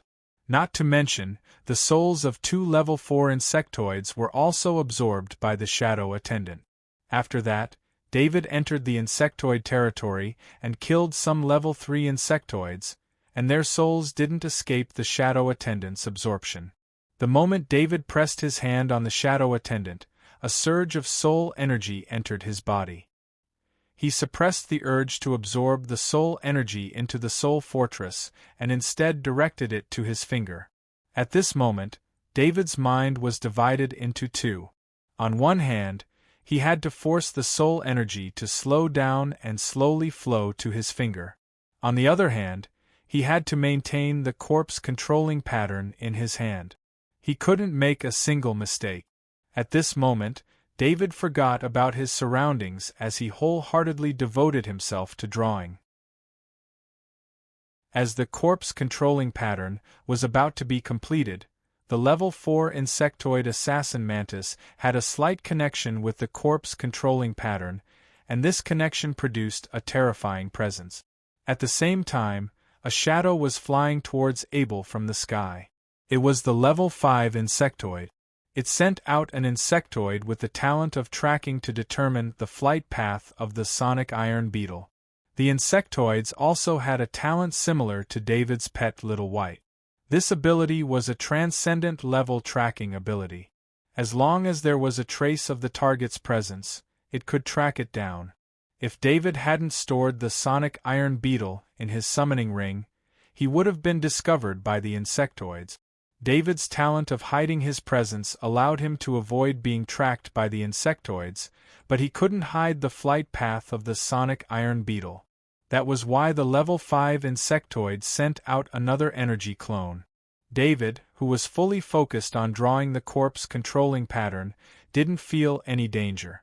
In fact, the level 5 insectoid was worried that the thief would be able to sense danger and know that it was coming. Therefore, the level 5 insectoid suppressed its presence this time. It was only when the level 5 insectoid scanned the thief with its mind that the thief would be alerted. At this critical moment, the eyes of the shadow attendant, which had been lifeless like an inanimate object, suddenly lit up. Then, it waved its hand and a mind barrier covered the entire cave. A second after the mental barrier was formed, the level 5 insectoid energy clone scanned the cave with its mind. Surprisingly, the level 5 insectoid energy clone didn't sense anything strange. In the senses of the level 5 insectoid energy clone, this was just an ordinary nest. There was nothing special about it. The level 5 insectoid energy clone flew above and continued to scan the cave with its mind. As the level 5 insectoid energy clone left, the mental barrier covering the cave also disappeared. The light in the shadow attendant's eyes disappeared, and it returned to its lifeless appearance. David didn't know that at this point. He was fully focused on controlling the flow of his soul energy into the corpse controlling pattern. Although the corpse controlling pattern was successfully drawn, the absorption of soul energy was still ongoing. After waiting for about 30 minutes, the corpse controlling pattern flashed white and stopped absorbing soul energy. Only then did David move his hand away from the shadow attendant. He had gotten a lot of soul energy this time. After such a long time, there was still a lot of soul energy left. David didn't care about the soul energy consumption. He needed to move on to the next step. If he made even the slightest mistake, all of his efforts would go to waste. There was only one chance. Whether it was the level 4 insectoid body of the assassin mantis, the perfect grade kryptonite, or the massive amount of soul energy, they were all resources that were hard to come by. Let's talk about the corpse of the assassin mantis first. Even the level 5 arachnid race, half-body spider queen, had only produced one such assassin mantis after so many years. The chances of David meeting another assassin mantis in the future was very slim, and even if he did meet one, killing it would be a big problem. The biggest possibility was that David would be ambushed by the assassin mantis. David's sense of danger wouldn't be able to detect the assassin mantis tracks, let alone take precautions. Next was the perfect grade kryptonite. After this, the insectoids would at least increase the security around the perfect grade kryptonite for a long time. There might even be a level 5 insectoid energy clone waiting for him in a kryptonite mine. He wouldn't go to those kryptonite mines again. The first time he stole it, it was because the insectoids weren't vigilant enough. The second time, the chances of him being caught were very high. He didn't want to take the risk. Finally, there was the soul energy problem. This much soul energy could only be obtained in an all-out war with the insectoids, and it would take at least 30 years for the next one to happen. So if he failed this time, he wouldn't have the chance to get such a good opportunity again for a long time. The corpse controlling pattern floated above the assassin mantis head. David placed the perfect grade kryptonite in the center of the pattern. In an instant, the corpse controlling pattern turned golden. Then, the golden light turned into lines and spread across the assassin mantis body. These lines were the assassin mantis blood vessels. Then, the dried-up blood vessels swelled up. Of course, it wasn't blood flowing through them, but the golden energy from the perfect grade kryptonite. The golden energy flowed through the blood vessels and flowed towards the assassin mantis heart. David had been paying attention to the assassin mantis changes. When he sensed the golden energy flowing towards the assassin mantis heart, he couldn't help but feel a little nervous. He still remembered that when he killed this assassin mantis, he had split its heart into two with a single swing of his axe. But it turned out that his worries were unnecessary. When the golden energy flowed into the broken heart, the heart magically closed up. Under the effect of the golden energy, the damage to the heart was repaired.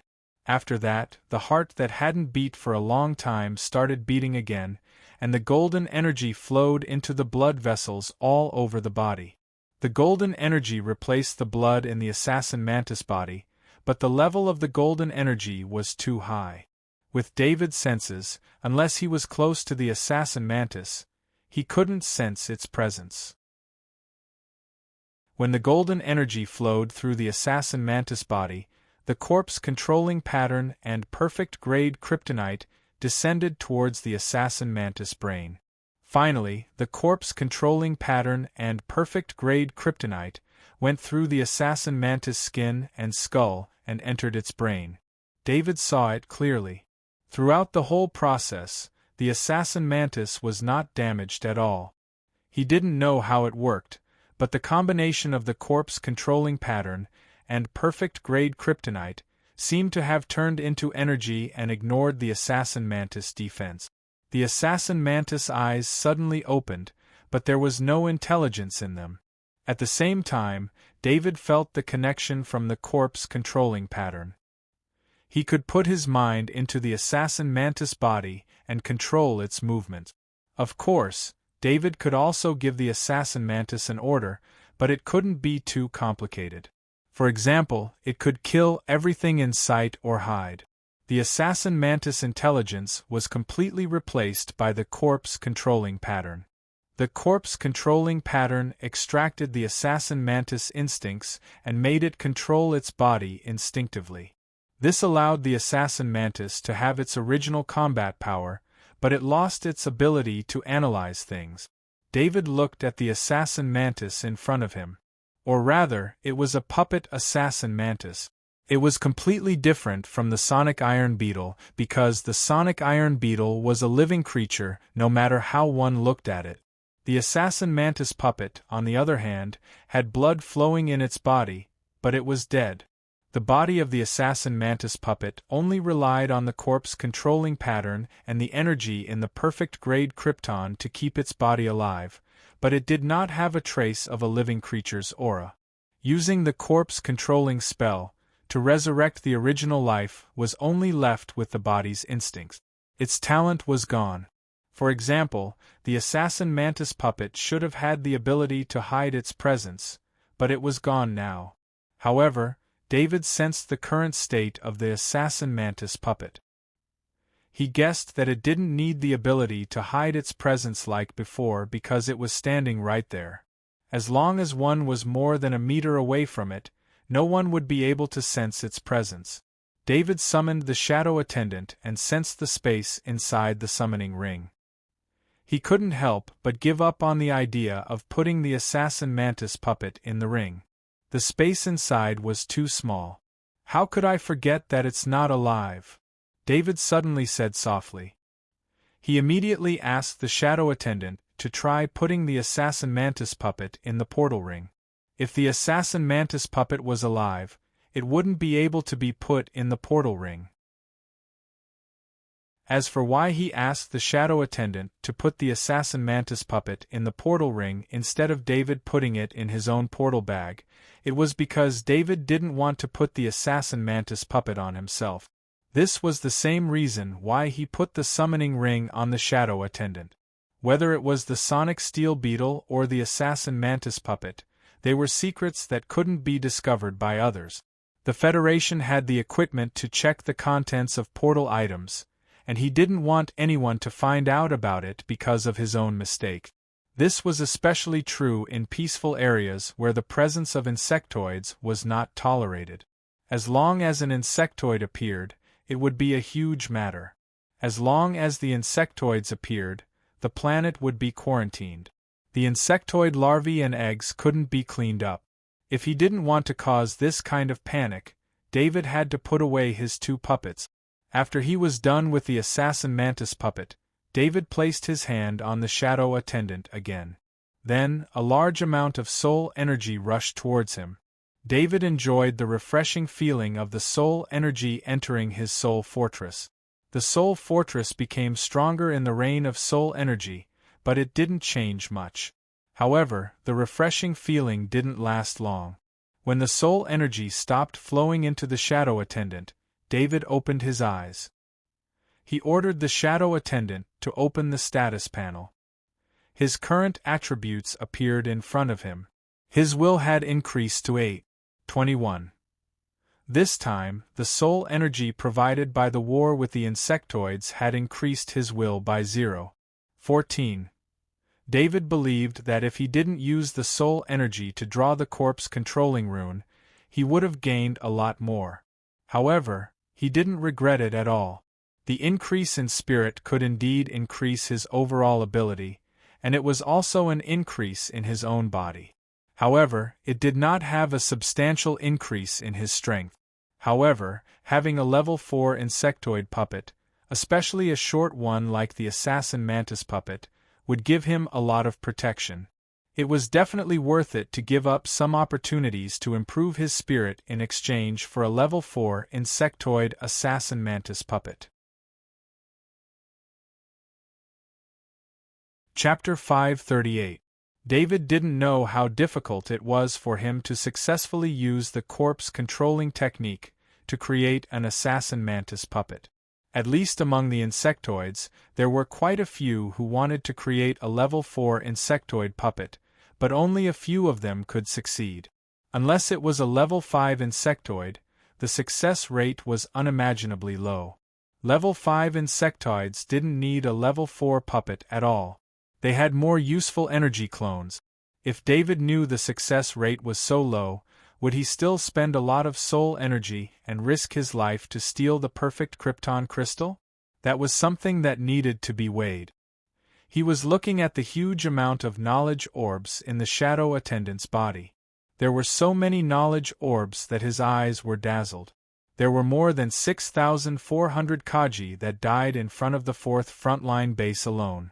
David's shadow attendant had a movement range of 100 meters, and the shadow attendant could attract the knowledge orbs nearby. Most of the dead souls were absorbed by the shadow attendant. Excluding the knowledge orbs that the shadow attendant deemed as unimportant, there were more than a few thousand knowledge orbs generated by the remaining souls. David didn't study the knowledge orbs since the situation wasn't right. Instead, he asked the shadow attendant to separate the knowledge orbs from the level 4 insectoids, the Titan black beetle and the assassin mantis. These two were the most important to him. The abilities he got from the level 4 insectoids were extremely powerful. The two knowledge orbs were moved aside by the shadow attendant. David focused on one of the knowledge orbs. Titan's strength requires constitution to be above 7 to use. David was very disappointed when he saw this knowledge orb. Titan's strength was a talent that directly increased one's constitution and strength. With this talent, one could strengthen one's body to its limit over a period of time. This ability was targeted at the Zerg. This should be the Titan black beetle's innate ability. This innate ability allowed the Titan black beetle to unleash its full potential, allowing it to possess the strongest physique and strength. However, this innate ability was of little value to David, or perhaps to humans. The limit of a human's constitution was 5 points. For a peak Kaji like David, his constitution and strength had already reached the limit. As for constitution exceeding 7 points, it could only be achieved by the transcendent under the effect of the transcendent power. However, that kind of constitution was under the effect of the transcendent power. Even if he could use the Titan's strength, it was still a question whether it could increase his constitution and strength. This ability was purely to push his constitution and strength to the limit. It had nothing to do with the transcendent power. After moving the Titan's strength, requires constitution to be above 7 to use, knowledge orb back into the group of knowledge orbs, David paid attention to the last knowledge orb. Shadow stealth talent. Seeing that he could learn it, David was very happy. He sensed the situation of the shadow stealth talent. Shadow stealth referred to merging one's body into the darkness and becoming silent. Seeing the description of the shadow stealth knowledge orb, David couldn't help but rejoice at his luck. This shadow stealth talent knowledge orb was definitely the innate ability of the assassin mantis. When Baron Du Bois introduced the assassin mantis, he said that the assassin mantis was an assassin trained by the level 5 insectoid half-body spider queen. As an assassin, one naturally needed to learn the abilities of an assassin. This shadow stealth was clearly an assassin ability. If the assassin mantis didn't try to assassinate David during the day and instead acted at night, then David might have been assassinated before the assassin mantis even noticed. Of course, it would be very difficult for the assassin mantis to find David in a human-occupied area. Even if it did, with the lighting inside the Federation base, there wouldn't be any darkness for it to use the shadow stealth skill. This ability could only be used at night in the wilderness to have the greatest effect. In fact, the shadow stealth talent wasn't meant to deal with humans. The half-body spider queen had secretly trained it to eliminate its opponent. Of course, it wouldn't consider the environment of the human world. David put the shadow stealth talent knowledge orb into his body. Then his vision blurred and his body was in darkness. Although he was in the dark, He could feel everything about the assassin mantis he possessed. The assassin mantis mind drew a pattern, which then turned into a black fog and wrapped around the assassin mantis body. The illusion this time was very simple. It was just how to draw the shadow stealth pattern. Of course, there was also a corresponding special spirit wave. It was like the anti-imitation code created by the insectoid. No matter how strong one's mind control was, they wouldn't be able to learn this kind of spirit wave. However, David was different. When he felt the assassin mantis practice process, there was a related inheritance that made his mind automatically have the corresponding wave ability. It was like starting from a young age. Once he started drawing the shadow stealth pattern, the corresponding spirit wave would automatically change. Maybe it was because David's soul had already experienced drawing patterns many times, so his learning speed was very fast this time. After only a few days of learning, he left the illusion. David turned off the light on the custom-made exoskeleton armor, and the cave fell into darkness. Then he controlled his mind to draw the shadow stealth pattern. When the pattern was drawn, his body was surrounded by black fog. He couldn't know his own situation at this time, but he could enter the shadow attendant's body to observe his current situation. Although the cave was very dark, the shadow attendant's eyes could see in the dark. However, the shadow attendant couldn't see David's figure. The black fog surrounding David had a magical effect in a dark environment. It could hide David's figure. David tried to turn on the glimmer again, but his figure still didn't appear. He kept increasing the brightness of the light on the exoskeleton armor. When the light exceeded a certain level, the black fog on his body disappeared. Through the experiment just now, David could roughly judge the limit of the shadow stealth talent ability. The shadow stealth didn't need to be in a completely dark place. As long as the light didn't exceed a certain level, there wouldn't be any traces. The intensity of the light was about the color of the sky at night. It could be seen, but it was dark. David looked at the time on his bracelet. It was already 11 o'clock at night. According to the plan, he originally planned to stay here until tomorrow morning before returning to the base. However, after obtaining the shadow stealth ability, he didn't want to stay here any longer. Since he alerted the level 5 insectoids, it was too dangerous to stay in the insectoid territory. Therefore, he decided to leave immediately. David turned off the light on the exoskeleton armor and drew a new shadow stealth pattern. His body merged with the darkness, and he used underground stealth to return to the surface. He also made the black-skinned tarantula under his control commit suicide to remove the last trace he left here. No one would care about the life or death of a level 1 insectoid.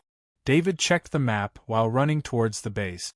This time, he did two things in the insectoid territory that he had never done before. The first was to fly at extreme speed in the insectoid territory. The second was to run at full speed in the insectoid territory at night. One must know that the insectoids in the wild at night had a racial talent that allowed them to have stronger senses than humans. In the past, David had to be very careful if he wanted to move at night. He was afraid that he would encounter an insectoid that would suddenly appear and expose his whereabouts. However, after obtaining the shadow stealth ability, he didn't have to worry about that anymore. He kept running.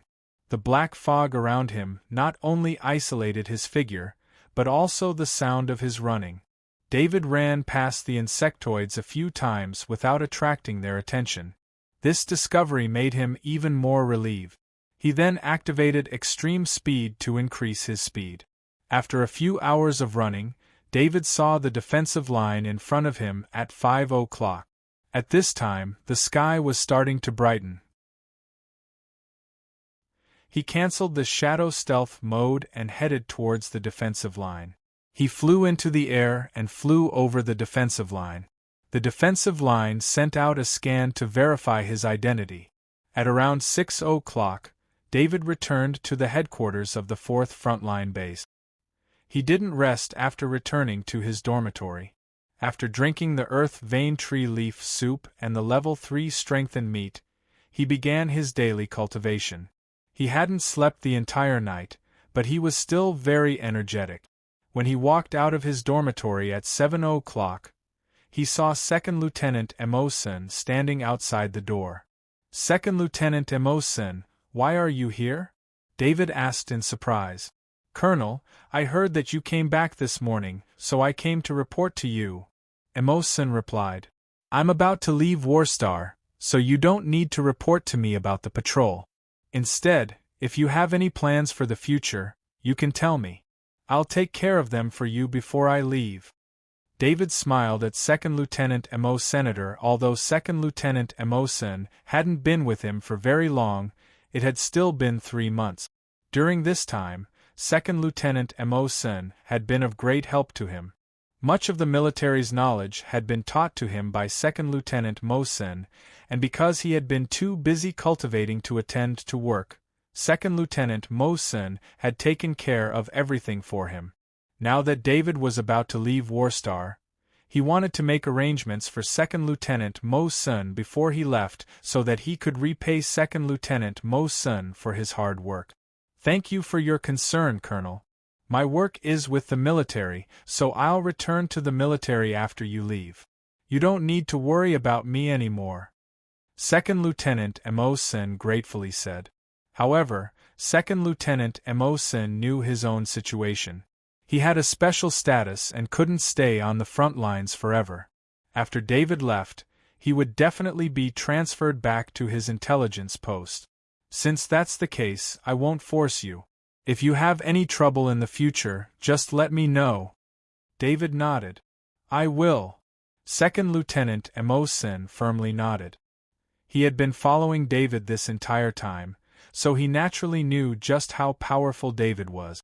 Putting aside the fact that David had deep relationships with many transcendent, he also had the right to trade with the great world of God, which gave David a status even higher than his own. Moreover, Second Lieutenant Emosen was sure of David's strength. Even the majority of transcendent wasn't as strong as David. Of course, the strength Second Lieutenant Emosen was referring to was David's long-range sniping ability. Thus, David's promise was still very important.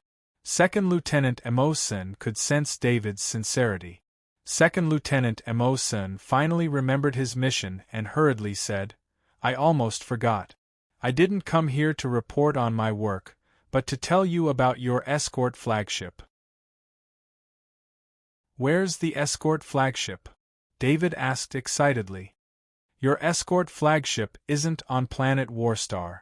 It's parked at a transit bastion outside. Since you weren't at headquarters a while ago, you'll need to obtain the authority to use the escort flagship yourself," Second Lieutenant Emosen explained. The escort flagship was considered a medium-sized warship among warships, so it wasn't suitable for use on planet Warstar. Therefore, it was parked at a military bastion in space. In addition, the ammunition we prepared for you in this war has been reported. The military's intention is to treat it as if it's all used up, so I've decided to keep the extra ammunition for you. If you have the time, come with me to get it," Second Lieutenant Emosen continued. This time, David was really surprised. Although he had consumed a terrifying amount of ammunition during the war, because of his relationship with Second Lieutenant Emosen, there had always been enough ammunition to replenish. Because they had misjudged the duration of the war, the military had estimated 3 days of full combat based on David's sniping. David didn't know how much there was left, but he knew there were several boxes of ammunition that hadn't been unpacked. "All right, I'll go get it now," David said with a smile. Second Lieutenant Emosen and David went to the inspector's office together. As soon as they entered, they saw a pile of ammunition against the wall. "There are 1,300 super-caliber third-grade sniper bullets, 4,200 super-caliber second-grade sniper bullets, and 6,700 ordinary second-grade sniper bullets." Second Lieutenant Emosen pointed to the pile of ammunition and introduced it. David was secretly surprised when he heard this. The military was too generous this time, giving him so much ammunition. In fact, this was compensation from the military. They felt that the reward was far from what he had contributed to the war, so when someone suggested how to deal with this batch of ammunition, no one raised any objections. There was another reason for this, and that was that the amount of ammunition the military needed to train a master sniper wasn't any less than what was here. It might even be more. David had become a master sniper entirely through his own abilities, not by relying on the military's ammunition. This ammunition was a form of compensation. Chapter 539.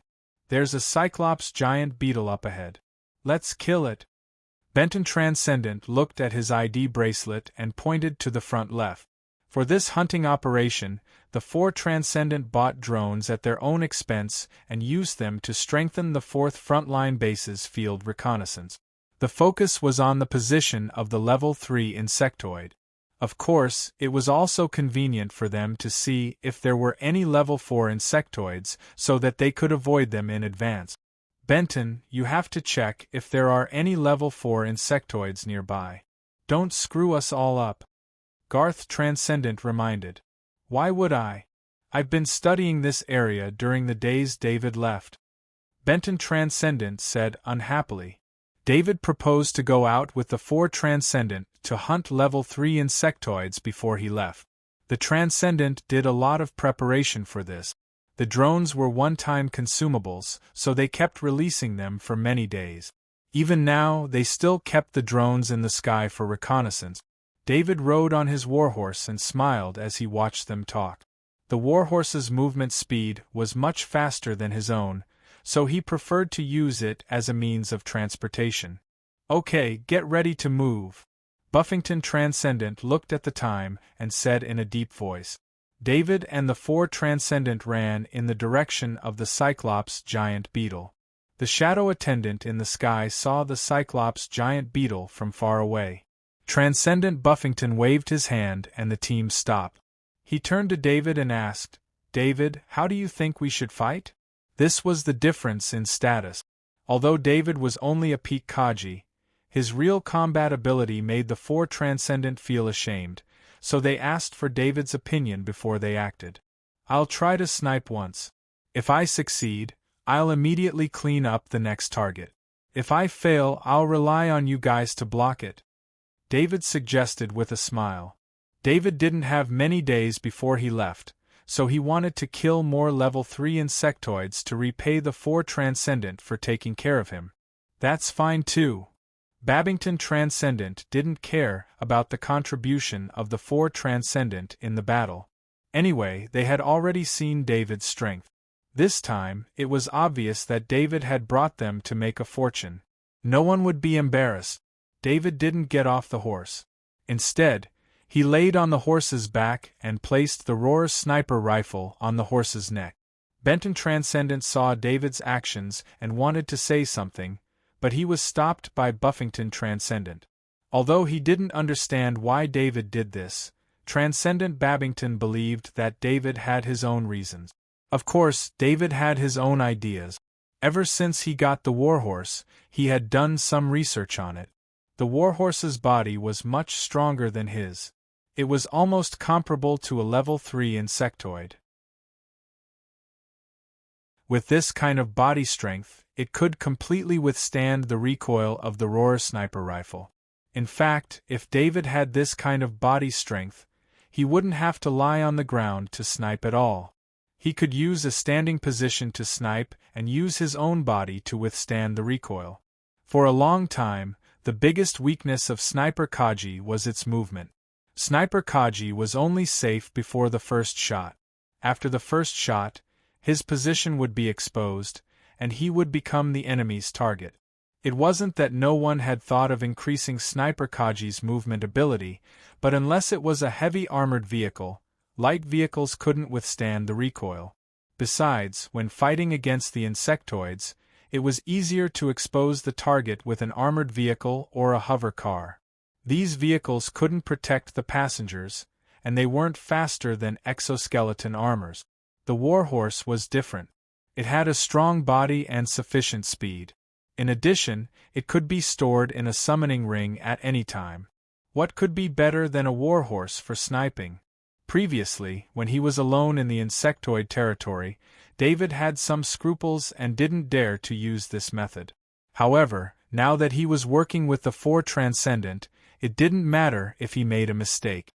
Although the warhorse wasn't telepathic with David, it was still a warhorse that had undergone strict training since it was young. When David asked it to stand still, it could completely stand still. Boom! An explosion sounded from the Roar sniper rifle. David didn't look at the result of the super large level 3 sniper bullet. He didn't even need to look. The moment the super large level 3 sniper bullet was fired, he knew the result. David felt the recoil from the Roar sniper rifle. He then used his mind to transmit the recoil to the warhorse. The warhorse didn't seem to feel anything when the recoil was added to its body. This made David very satisfied. The effect of sniping in a stationary state was very good. It was almost the same as sniping on the ground. Of course, sitting on a warhorse was more obvious and easy to be seen by the enemy. However, David's sniping range was as far as 5,000 meters. At this distance, it was difficult for the enemy to see him. Not everyone had eyes in the sky like the shadow attendant. Good! Benton Transcendent saw the Cyclops giant beetle struggling on the ground in the distance and couldn't help but shout.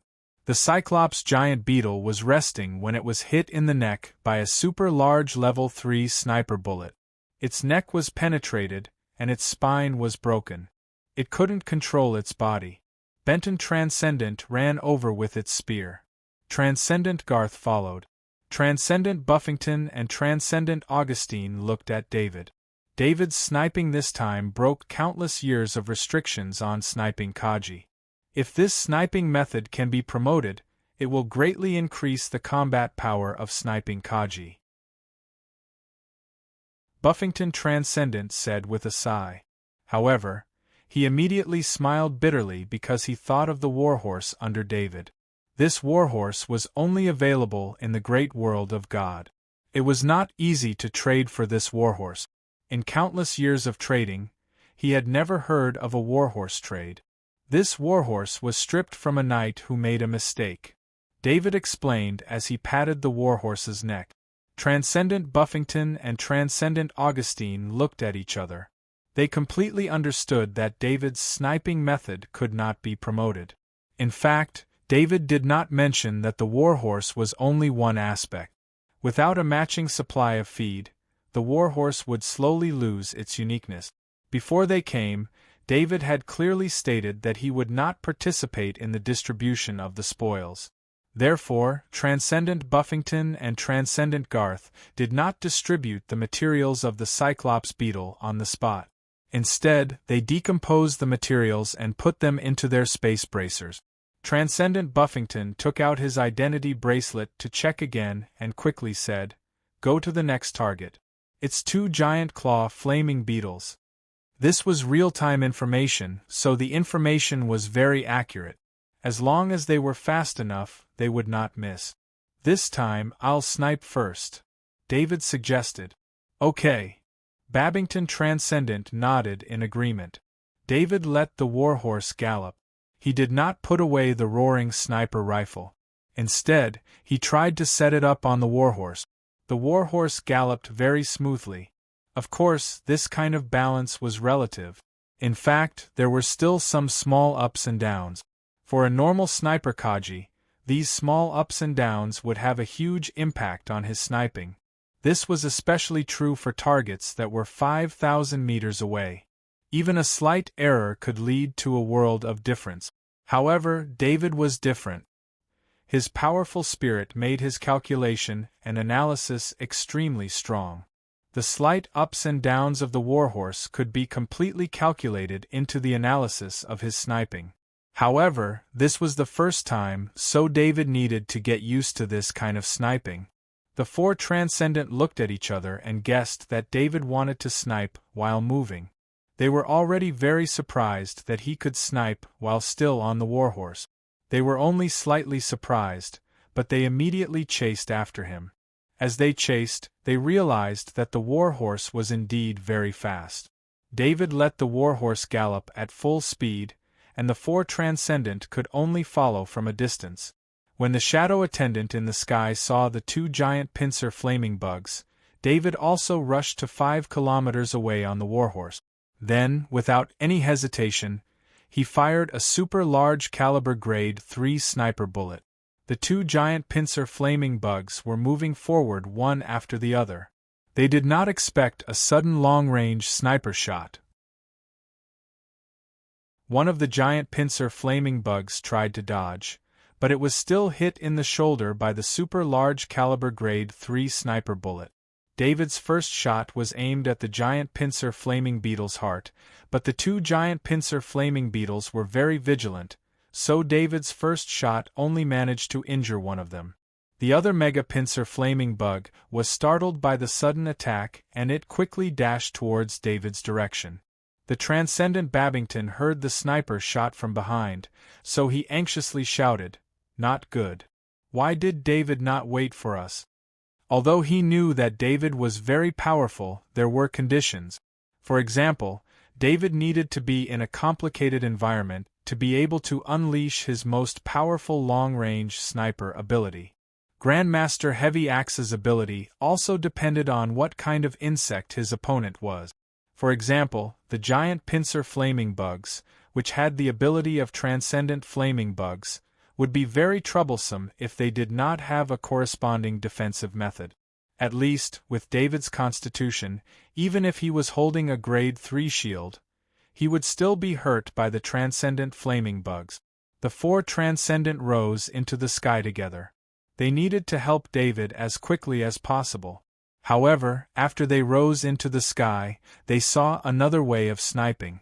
It was a way of fighting that was enough to break their imaginations. David was still lying on the warhorse in a very strange position. The warhorse did not slow down. It just turned around and galloped to the side. David reamed the sniper rifle at the injured giant pincer flaming bug. Because of the injury on its shoulder, the giant pincer flaming bug's movement had slowed down a bit. He did not have time to wait. Another super large caliber grade 3 sniper bullet flew out. This time, he aimed at the giant pincer flaming beetle's injured shoulder, which it wanted to dodge but would use to its greatest extent. The giant pincer flaming bug's movement had slowed down due to the pain. The super caliber grade 3 sniper bullet had opened a hole in its chest. "Damn it!" David yelled in annoyance. Sniping on a warhorse while it was running still affected his accuracy. He was able to predict the giant pincer flaming worm's dodging action, and he was very lucky. This time, his prediction was successful, but since the warhorse passed by a bump in the ground while it was running, he had a problem with his aim. David immediately adjusted his aim and shot hastily. This shot only left a hole in the chest of the giant pincer flaming bug, near its heart. After 0.5 seconds, David shot again. This time, there was no problem. The heart of the giant pincer flaming bug had exploded after being hit by 2 sniper bullets. This was also the most number of times David had sniped an insect. However, during the sniping process, the distance between him and the other giant pincer flaming bug did not decrease. The warhorse was too fast, and the giant pincer flaming bug was not a grade 3 insect that excelled in speed. Under the burst of speed of the warhorse, the giant pincer flaming bug would not be able to catch up with the warhorse in a short amount of time. David changed his target. He knew that the chances of him hitting the giant pincer flaming bug in a face-to-face fight like this were not high. However, as long as he was given enough time, he could try a few more times and collect enough data for analysis. Then, he would be able to make some judgments about the movements of the giant pincer flaming bug. He did not ask for much. He only needed to injure the giant pincer flaming bug. He did not need to be like before, where he would be killed if he did not kill the giant pincer flaming bug. With such a completely different mentality, David could calmly come up with a lot of strategies. David turned his body, and placed the roaring sniper rifle on the horse's thigh. He aimed the muzzle directly at the giant pincer flaming bug. This giant pincer flaming bug had seen the terrifying power of the roaring sniper rifle. When it was aimed at by the muzzle, it quickly moved its body to the side, which greatly reduced the speed of the giant pincer flaming bug. The moment the giant pincer flaming bug changed its direction, David fired the super large caliber grade 3 sniper bullet. For a sniper master, there was no need to aim at a vital point. As long as the sniper hit any part of the target's body, it would greatly reduce the difficulty of sniping. This was what David was doing right now. He had a lot of super large caliber grade 3 sniper bullet. Besides, the bullets could be recycled. As long as he found them, he could remake them again. With the speed of a warhorse, he could make mistake. The giant pincer flaming bug moved its body to the side. When it saw the super large caliber grade 3 sniper bullet flying towards it, it quickly moved its body in the air and dodged it. However, after the giant pincer flaming bug dodged in the air, it realized that it could not completely dodge the sniper bullet. However, it did not care. As long as the sniper bullet did not hit its vital points, it could still move with its body. The base of the giant pincer flameworm's foot was hit by a super large caliber grade 3 sniper bullet. The giant pincer flameworm's body couldn't help but shake, and the intense pain made it want to shake off the feeling. 5 seconds later, David fired again. The giant pincer flaming bug's head exploded before it could completely stabilize its body. The sniper bullet entered its eye and instantly crushed its brain.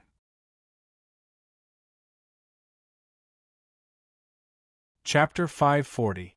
The four transcendent could not describe their shock at that moment. If David had killed the two giant pincer flaming bugs with a heavy axe, they would not have been as shocked as they were now. David was a heavy axe grandmaster. If the giant pincer flaming bugs made a mistake, it was possible for David to seize the opportunity and kill them in one shot.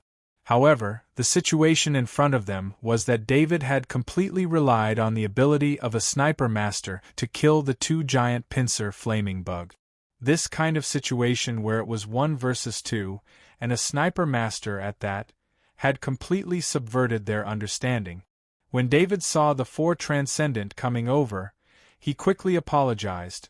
"I'm sorry, I was trying out a new combat strategy. I didn't wait for you guys to come before I started the battle." A group battle should follow certain rules, and David's behavior of breaking the rules was indeed wrong. What a pity this warhorse can't be mass-produced. The Babington Transcendent did not have time to care about David's preemptive attack. He looked straight at the warhorse and said, "Sniping while moving." This kind of sniping freed Kaji's combat style from a fixed position. This was also a problem that they had always wanted to solve but could not solve. David was also very helpless. He knew that the warhorse had the energy that only a knight could have in its body. This kind of energy could only be generated by the divine bloodline. If the Federation could really replicate it, the first thing to appear should be a combatant like a knight, not a warhorse. The divine bloodline was an inexplicable mystery for the Federation. The Federation had tried everything, but still could not get the secret of the bloodline from the great world of God. In the following hunt, David was not as flamboyant as before. He was more like a real sniper of Kaji. However, when the four transcendent were fighting, as long as he shot, he would definitely hit the vital parts of the enemy. After a week of hunting, the 5 of them had almost wiped out all the level 3 Zergs within a few hundred kilometers of the 4th frontline base. In the end, when the Benton Transcendent saw the silhouette of a level 4 insectoid in the image sent by the drone, the 5 of them fled back to the defensive line in a panic, ending the hunting operation that had been going on for days. The 4 Transcendent members were very happy with the harvest of 25 level 3 insectoid. David was also very satisfied. For the next 2 weeks, David stayed in the base headquarters and spent every day cultivating. The day before he left, David rode his warhorse to Baron Dubois' castle. He no longer had a position in 4th Forward Base, so he was only waiting to leave Warstar tomorrow. "Young Master David, you're here." The butler opened the door for David, and a knight came forward to take the warhorse. "Is Uncle Dubois here?" David asked the butler who was leading the way. "Master and young Master Miller are both here," the butler replied with a smile. When he arrived at the entrance of the hall, he saw Knight Miller practicing his épée in the plaza. Baron Dubois was standing to the side with a stick in his hand, giving him pointers. When he saw David, Baron Dubois pointed to the spot next to him and did not say anything. David liked the feeling of being treated like family. He smiled as he came to Baron Dubois' side and quietly watched Knight Miller cultivate. Knight Miller saw David and wanted to say something, but Baron Dubois casually swung his stick, forcing him to swallow his words. He could only continue cultivating. When Knight Miller finished practicing, Baron Dubois threw the stick to the side. "How come David is free to come over today?" Baron Dubois asked with a smile. David said to Baron Dubois, "I'm here to say goodbye. Tomorrow I'll be leaving Warstar for the military academy. This time I'll be gone for at least a year. I don't know if I'll be assigned back to Warstar by the time I graduate. Studying is a good thing. Warstar has a lot of resources, so I'm sure you'll come back in the future," Baron Dubois said with a smile. He didn't feel anything about the impending separation. "David, after you leave, I won't have any friends in Warstar," Knight Miller helplessly said. It wasn't that there weren't any people of similar age to Knight Millet on Warstar, but with Knight Millet's status, it was very difficult for ordinary people to get along with him as an equal. And those who were similar in strength to Knight Millet were much older than him, making it even harder for them to become friends. Just as Uncle Dubois said, "I'll definitely return to Warstar. Before I left, I brought a lot of food for you." David took out a spatial bag and handed it to Knight Miller. Knight Miller's eyes lit up as he took the spatial bag. David had given him access to the spatial bag, so Knight Miller could see what was inside. Before coming here, David had spent a day cooking all the ingredients he had brought and stuffing them into the spatial bag. Knight Miller saw so many dishes and was no longer the same as before.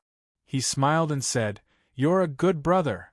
Knight Miller used his mind to transfer the dishes in the spatial bag into his spatial ring. So many dishes could only be stored in a spatial item. Baron Dubois suddenly thought of the news he had heard and hurriedly asked, "There's been something wrong with the insectoids recently. Did you really go and steal the perfect krypton crystal?" David nodded and said, "I almost couldn't come back." Baron Dubois said in a deep voice, "It's just right that you left Warstar for a year. The insectoids might have their eyes on you." Baron Dubois didn't think that David would really dare to steal the perfect krypton crystal. The map he gave David was originally meant to make him back out of the situation. He had been to a few of the krypton crystal mines and knew how strict the defenses were. He also knew how difficult it was to steal the perfect krypton crystal from there. He thought that David would give up after seeing the outer defenses of the krypton crystal mines. He didn't think that David would really go and succeed. David smiled and nodded, "I'll be careful. I'll leave tomorrow. Even if the insectoids want to find me, they won't be able to." Baron Dubois continued, "If there's any trouble, ask someone to send me a message. I know that you have your own influence in the Interstellar Federation. It should be easy for you to send a message." The fact that David owned a large corporation was a secret to ordinary people, but it wasn't a secret to people of a certain level. Moreover, David had given his qualifications to participate in the Great World of God Trade Fair to the Tordo Fund, which basically clarified his relationship with the Tordo Fund. Baron Dubois naturally knew about this, and the transfer of qualifications to the trade fair required his approval. David could feel Baron Dubois' concern and softly said, "Thank you, Uncle Dubois." David stayed in the castle for a day and only returned to the headquarters when the sky gradually darkened. The next day, at around 10 in the morning, David arrived outside the headquarters wearing his exoskeleton armor. The spaceship that had picked him up would arrive at the headquarters of the 4th Frontline Base at 10 sharp and take him away from Warstar. When David walked out of the gate of the headquarters, he saw soldiers and officers standing orderly outside the headquarters. Over 1,000 soldiers were waiting for him quietly.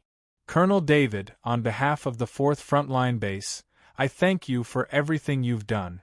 Your achievements will become the military history of the 4th Frontline Base, and your name will be engraved in the hearts of every soldier of the 4th Frontline Base. The Babington Transcendent was dressed very formally today. He came in front of David and saluted. Over 1,000 soldiers, including the other 3 Transcendent, saluted David. No one would forget David's achievements in the 4th Frontline Base. All the soldiers here were beneficiaries. If it weren't for the fact that the defensive line needed to be defended, all the soldiers there would have come to send him off. David stood at attention and returned the salute. He felt that he had done what he should have done, but the soldiers here had given him such a high honor. He felt that this sort of farewell ceremony was even more moving than the medal the military had given him. At 10 sharp, a spaceship landed. David waved goodbye to the soldiers. He walked up the gangway and waved until he could no longer see the figures of the people who had come to send him off. Because Warstar could only travel through space for a very short time each day, the spaceship immediately revved up its engines and flew into space. David looked through the window and saw the headquarters of the 4th Frontline Base getting smaller and smaller. He then saw the 4th Frontline Base's defensive line and even more regions until he saw the entirety of Warstar. The spaceship that rushed out of Warstar's range passed through the artificial planet known as the Doomsday Defensive Line. After passing through this defensive line, David knew that there would be no more danger here. Further back from here was a region where wormholes would often appear, but there were 10 artificial planets here, so no insectoids would be able to approach this region. The spaceship stopped here and the Bastion dropped David off. Before disembarking, David put away the exoskeleton armor and carried it in his hand. As for his weapon, he only carried an ordinary grade 3 heavy axe wrapped in a leather sheath on his back. These 2 items were just for show, and David had placed the rest of his items in his spatial bag.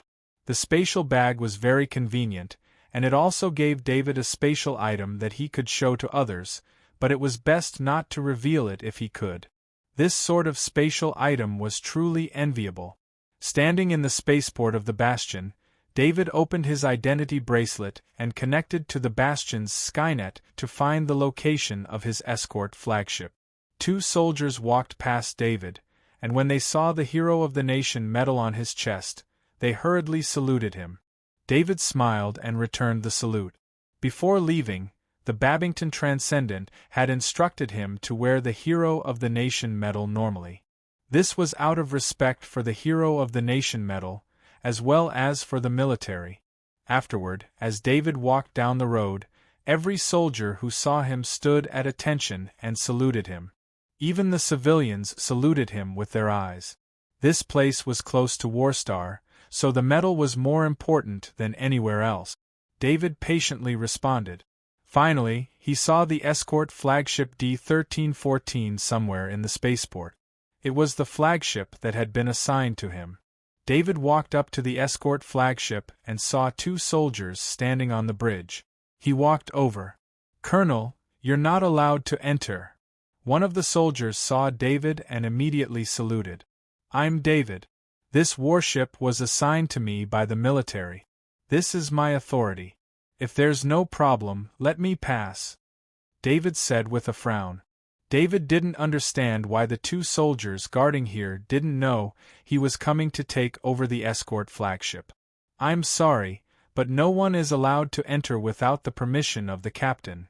The soldier refused to look at the document David showed him and said in a deep voice, "Then please inform the captain that I want to see him." David looked at the soldier and ordered, The soldier obviously wanted to refuse, but David's aura was oppressive, so he didn't dare to refuse. He said something to the soldier beside him, and turned to enter the escort flagship. David looked in the direction the soldier left, and the doubt in his eyes deepened. If the soldier wanted to inform the captain, there was a simpler way. All he had to do was report through his identity bracelet. However, the soldier chose to report verbally, which made David think more. Colonel David, escort flagship D-1314, Captain Cram greets you. I'm very sorry to have kept you waiting. After David waited for about 10 minutes, a middle-aged soldier in a captain's uniform walked over and saluted David. Captain Cram, I think you've received the notice. This escort flagship will listen to my orders from now on. David returned the salute and said directly, I've received the order. Captain Cram nodded and said, Then I need the escort flagship to set sail immediately. David ordered in a deep voice. David didn't care what problem Captain Cram had, as long as he listened to orders. I'm sorry, there's a problem with the escort flagship's engine. It won't be able to take off for a while. Our crew is currently repairing it, Captain Cram said with an apologetic expression. David's expression was a bit ugly. The possibility of a problem with the escort flagship's engine was extremely low. Take me to see it, David said in a deep voice. Yes, Colonel. Captain Cram's face showed a mocking expression the moment he turned his head. However, he didn't know that his expression was clearly seen by the shadow attendant flying in front of him. Walking into the ship, David found that Captain Cram's control of the ship was very high. He was a colonel and Captain Cram was only a captain, but every soldier who saw them only saluted Captain Cram and then David. Even the National Knight medal didn't attract the attention of these crew members. One could imagine how strange this was. David followed Captain Cram to the engine room.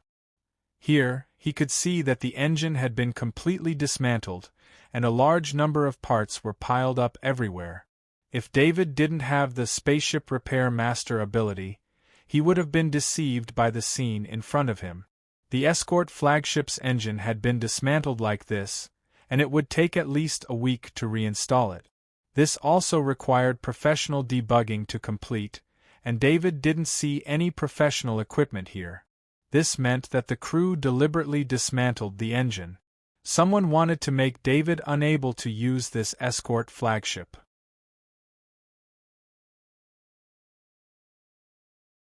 Chapter 541. Colonel, as you can see, the escort flagship is undergoing repairs.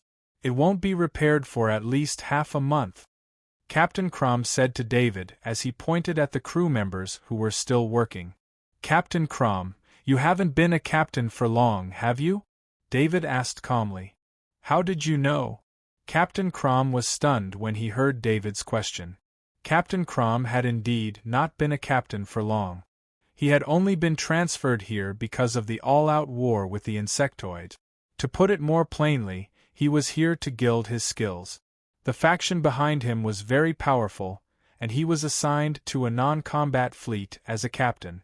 As long as he survived the war, he would be a soldier who had experienced war on planet Warstar. In reality, Captain Cram was only responsible for escorting supplies on the outskirts of planet Warstar. He had never even stepped on planet Warstar's land. Captain Cram did not understand how David knew this.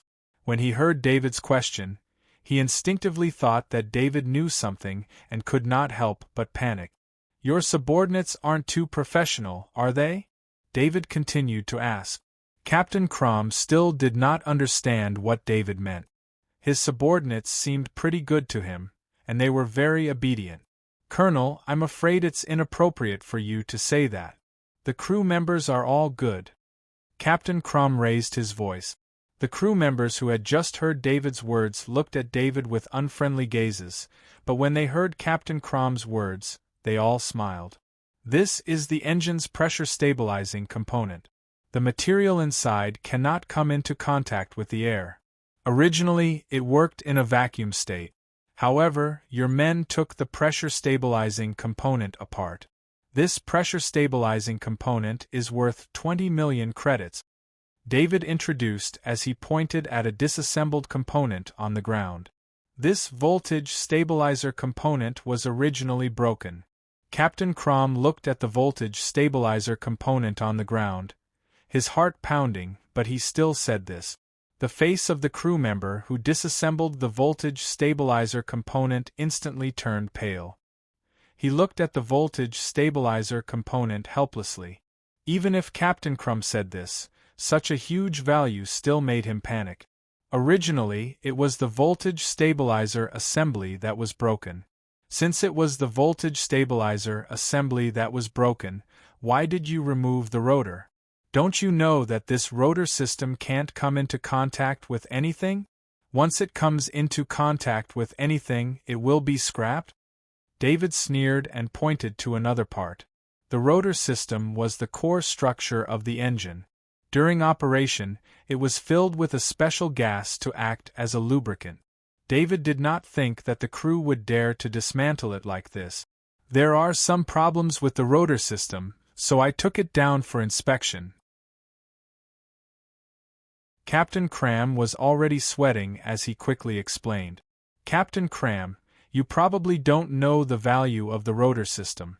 This rotor system that you casually threw on the ground is worth more than 300 million credit. In addition, the entire engine has been dismantled. The engine is probably scrap. The total loss is more than 600 million credit. This isn't something you can solve with just a few words, David said in a deep voice as he turned to look at Captain Cram. Colonel, you can't say that. We're just doing normal maintenance. If there's a problem, it's the engine's original problem. Captain Cram instantly felt that he seemed to have caused a lot of trouble and immediately explained. Maybe you don't know, but the technicians on your ship didn't tell you that the dismantling of the engine can only be done by professional maintenance personnel. The engine is not a part of the ship that can be repaired. David pointed at the dismantled engine and said in a deep voice. Captain Cram was sweating profusely. How could he not have heard the technicians mention this? It was just a warship being damaged. For the person who gave him the mission, it was a small matter. As long as he could complete the mission, not only would the loss of the warship not be a problem, he could also be transferred from the war zone to a peaceful area and be promoted. He did ask the technicians how to make the warship damaged beyond repair within 10 days. The technician's answer was that unless there was a problem with the engine, the rest of the damage could be quickly repaired. That was why Captain Cram decided to let the crew dismantle the engine and completely destroy the escort flagship. However, Captain Cram did not expect David to know about engines. Moreover, it was not just an ordinary knowledge. The problem that David pointed out was definitely at the professional level. You don't have to explain anymore. If you have anything to say, go to the military court to explain it. The loss of 600 million credits is enough for you and your crew to spend the rest of your life in the mines. David said coldly. David was very angry. This escort flagship was assigned to him. He wanted to take this escort flagship to the Interstellar Federation Military Academy. Who knew that this group of people would ruin it? This has nothing to do with us. We were just following orders. Captain Cram told us to dismantle the engine. We were just following orders. After hearing David mention the military court and mining, a crew member immediately said loudly, Yeah, we were all following Captain Cram's orders. How dare we not listen to the captain's orders? It really has nothing to do with us. It was all Captain Cram's orders. After one of the crew members spoke up, the rest of the crew members followed suit, wanting to push all the blame onto Captain Cram. Mining was a normal punishment for criminals in the military court. These mining areas were all on remote planet. These planets did not need to be guarded. The prisoners would mine there and exchange the ore for food. This kind of life was very frightening. There was no Skynet, no entertainment, only vicious criminals. Death was normal on an ore planet, and there was a lot of propaganda that made the ore planets even more frightening. It was this kind of propaganda that made very few soldiers in the military dare to commit crimes. Criminals who did not commit serious crimes would not be sent to such places. However, the loss of 600 million credits was enough to satisfy this condition. David ignored these crew members. He directly opened his ID bracelet and used the military's Skynet to contact General Adams. After General Adams met with David, he gave him this contact method. This was a special line that could be used to contact General Adams directly. It used a special signal that could be used when Warstar was not free. David, didn't you leave Warstar to go to the military academy? Why did you think of contacting me? General Adams quickly picked up the call, his voice sounding very friendly. General Adams might have seemed to have helped David a lot, requesting a commendation for David and forcefully suppressing any objections during the meeting, but General Adams knew very well that David had helped him even more. This all-out war launched by the insectoids would go down in history. In just a day and a night, the war had ended. This kind of speed was rarely seen in history. This achievement also increased General Adams's prestige in the military, and it would play a very important role in his advancement. General Adams treated David, the junior of his good friend, as his own junior, and David as his lucky star. It was because of David's participation that this war became a classic. Thus, General Adams was very concerned about David, paying special attention to David's departure from Warstar. If not for this, how would General Adams, who commanded the entire military force of the war zone, know of David's whereabouts? General Adams, I've already left Warstar. I'm currently in a transit bastion outside the Doomsday defense line. I've run into some matters and don't know who to report to, so I'll have to trouble you. David was very apologetic for disturbing General Adams, so he replied. When he heard David call him General Adams, Captain Crumb's eyes went wide, and he looked at David in disbelief. Although Captain Crumb was only a temporary officer, how could he not have heard of General Adams's name? This was the highest officer in the war zone. If Captain Crumb had known that David could directly contact General Adams, he would never have accepted this mission. David, there's no need to be polite with me. If you run into any trouble, just tell me, General Adams said with a laugh. General Adams was also very curious. If someone like David ran into any trouble, he would have dealt with it himself. Why would he come to him? Could it be that David had matured a lot after joining the military and was no longer as impulsive as before? Thinking of this, General Adams couldn't help but feel gratified. General Adams, please take a look at the situation here. David opened a live feed and shared the scene with General Adams. This is... General Adams looked at the engine that had been disassembled and asked in confusion. This warship is the escort flagship that the military assigned to me. What you see is that Captain Crumb ordered the engine to be disassembled and turned into scrap. The escort flagship that the military assigned to me has become like this. David continued to report. When General Adams heard David's report, he naturally guessed that there must be something fishy going on. David, wait there for a while. The law enforcement team will be there soon. I will investigate this matter and give you an explanation, General Adams said in a deep voice. Thank you. David thanked him. In addition, it will take 3 days to redeploy another battleship. You just wait there. I'll get them to pick you up after the procedures are done, General Adams said to David after asking the adjutant next to him. General Adams, I won't wait here. The warship will go directly to the military academy. School is about to start. I can't be late. I will take another spaceship to register. David calculated the time and said to General Adams. Okay. General Adams also knew about the registration time, so he didn't say anything else. After ending the call, David stood while Captain Crumb and the crew were all limp on the ground. Captain Crumb, can you tell me who wants to stop me from taking this warship? David looked down at Captain Crumb and asked in a deep voice. David's voice had a hint of psyche. His use of psyche was still very rudimentary. If he increased his psyche, it would probably damage Captain Crumb's brain, so he could only exert a little psyche influence.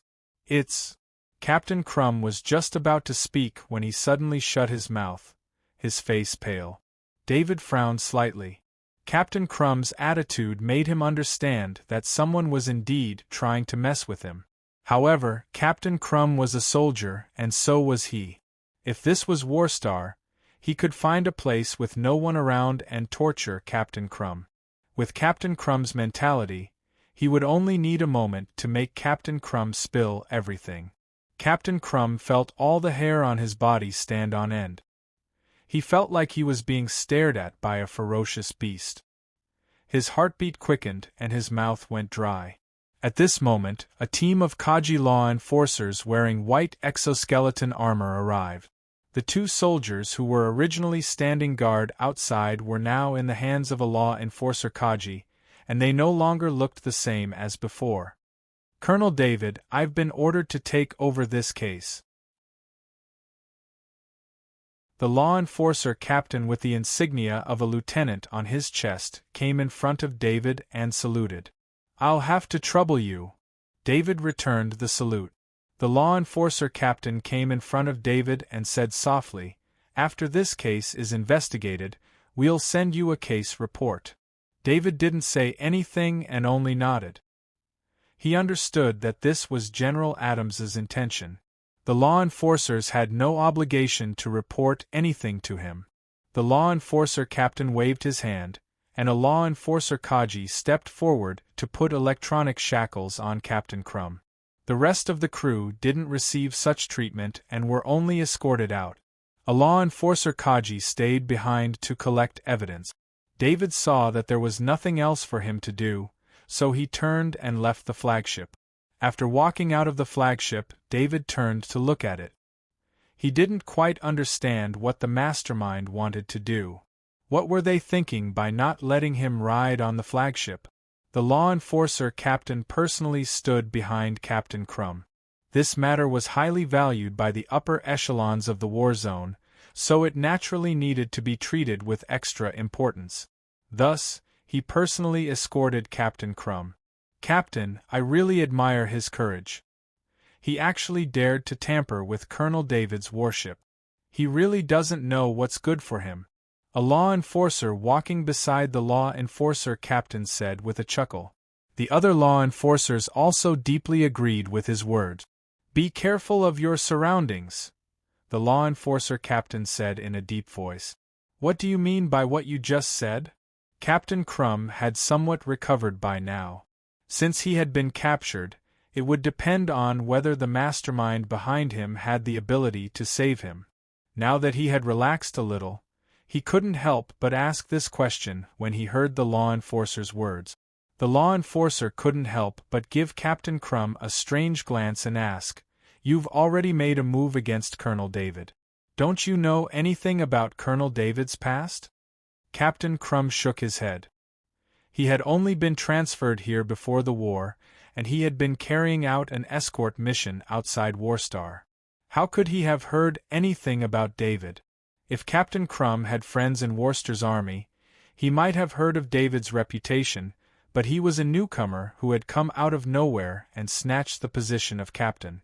How could anyone in Worcester's army know him?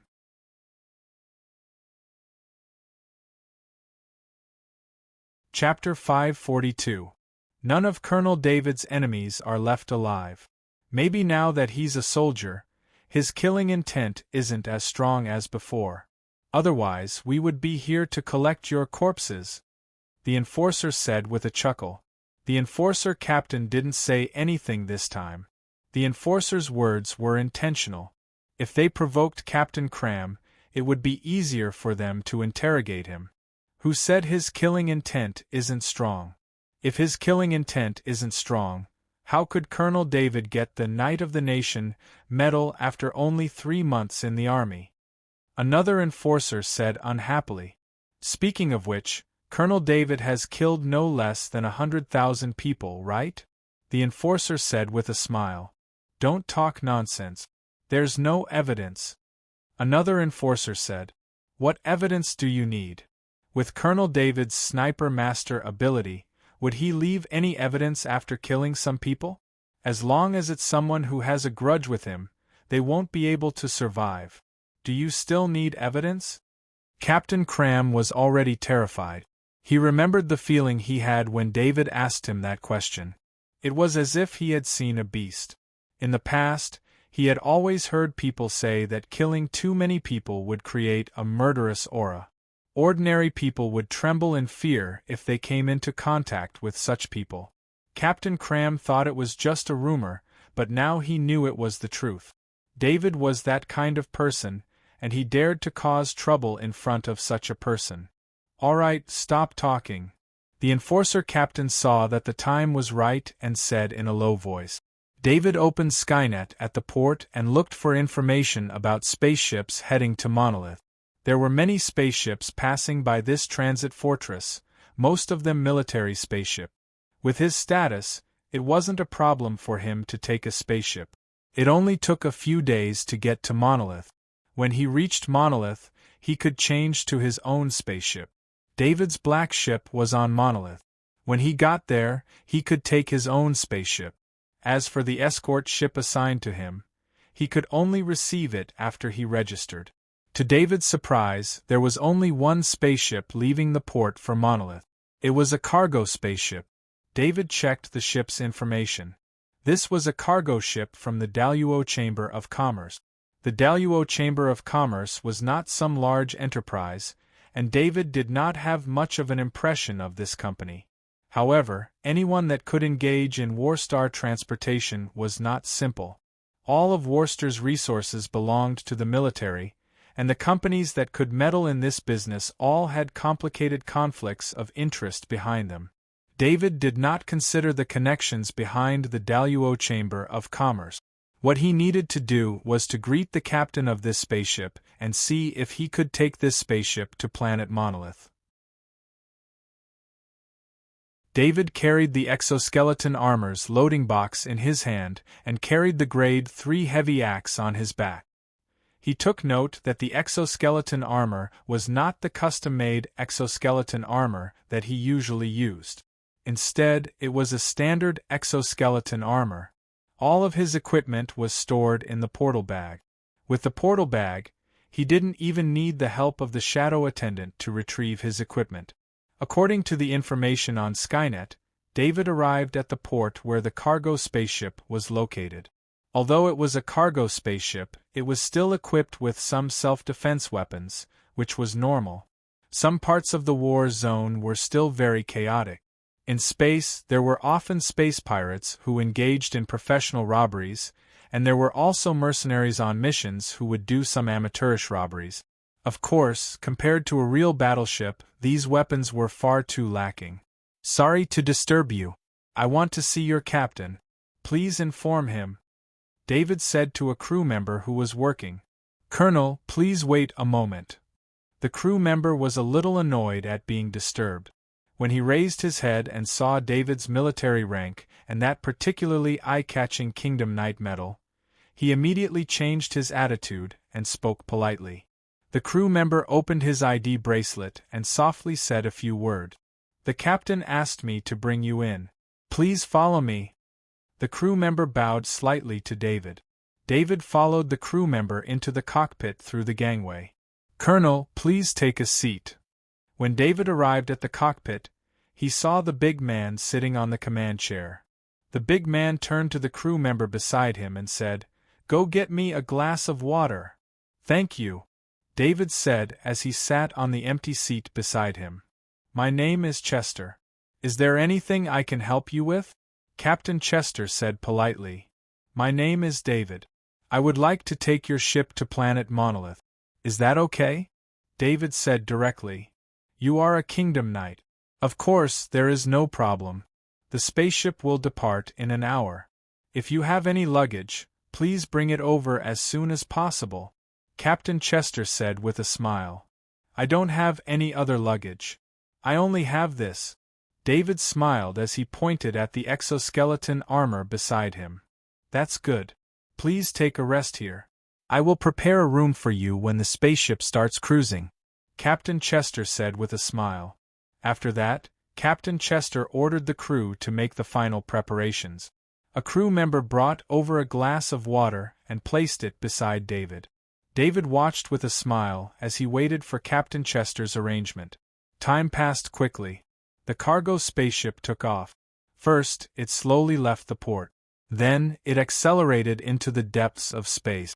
The cargo spaceship started its warp engine and entered the speed of light. Colonel David, please follow me. I will bring you to your room. Captain Chester glanced at the untouched glass of water and made an inviting gesture to David. Then I will have to trouble you, Captain Chester. David stood up and said, It's no trouble at all. You are the hero of the Federation. Captain Chester said with a smile as he walked up and picked up David's exoskeleton armor before David could. Normally, any Kaji would not allow the exoskeleton armor to leave their side.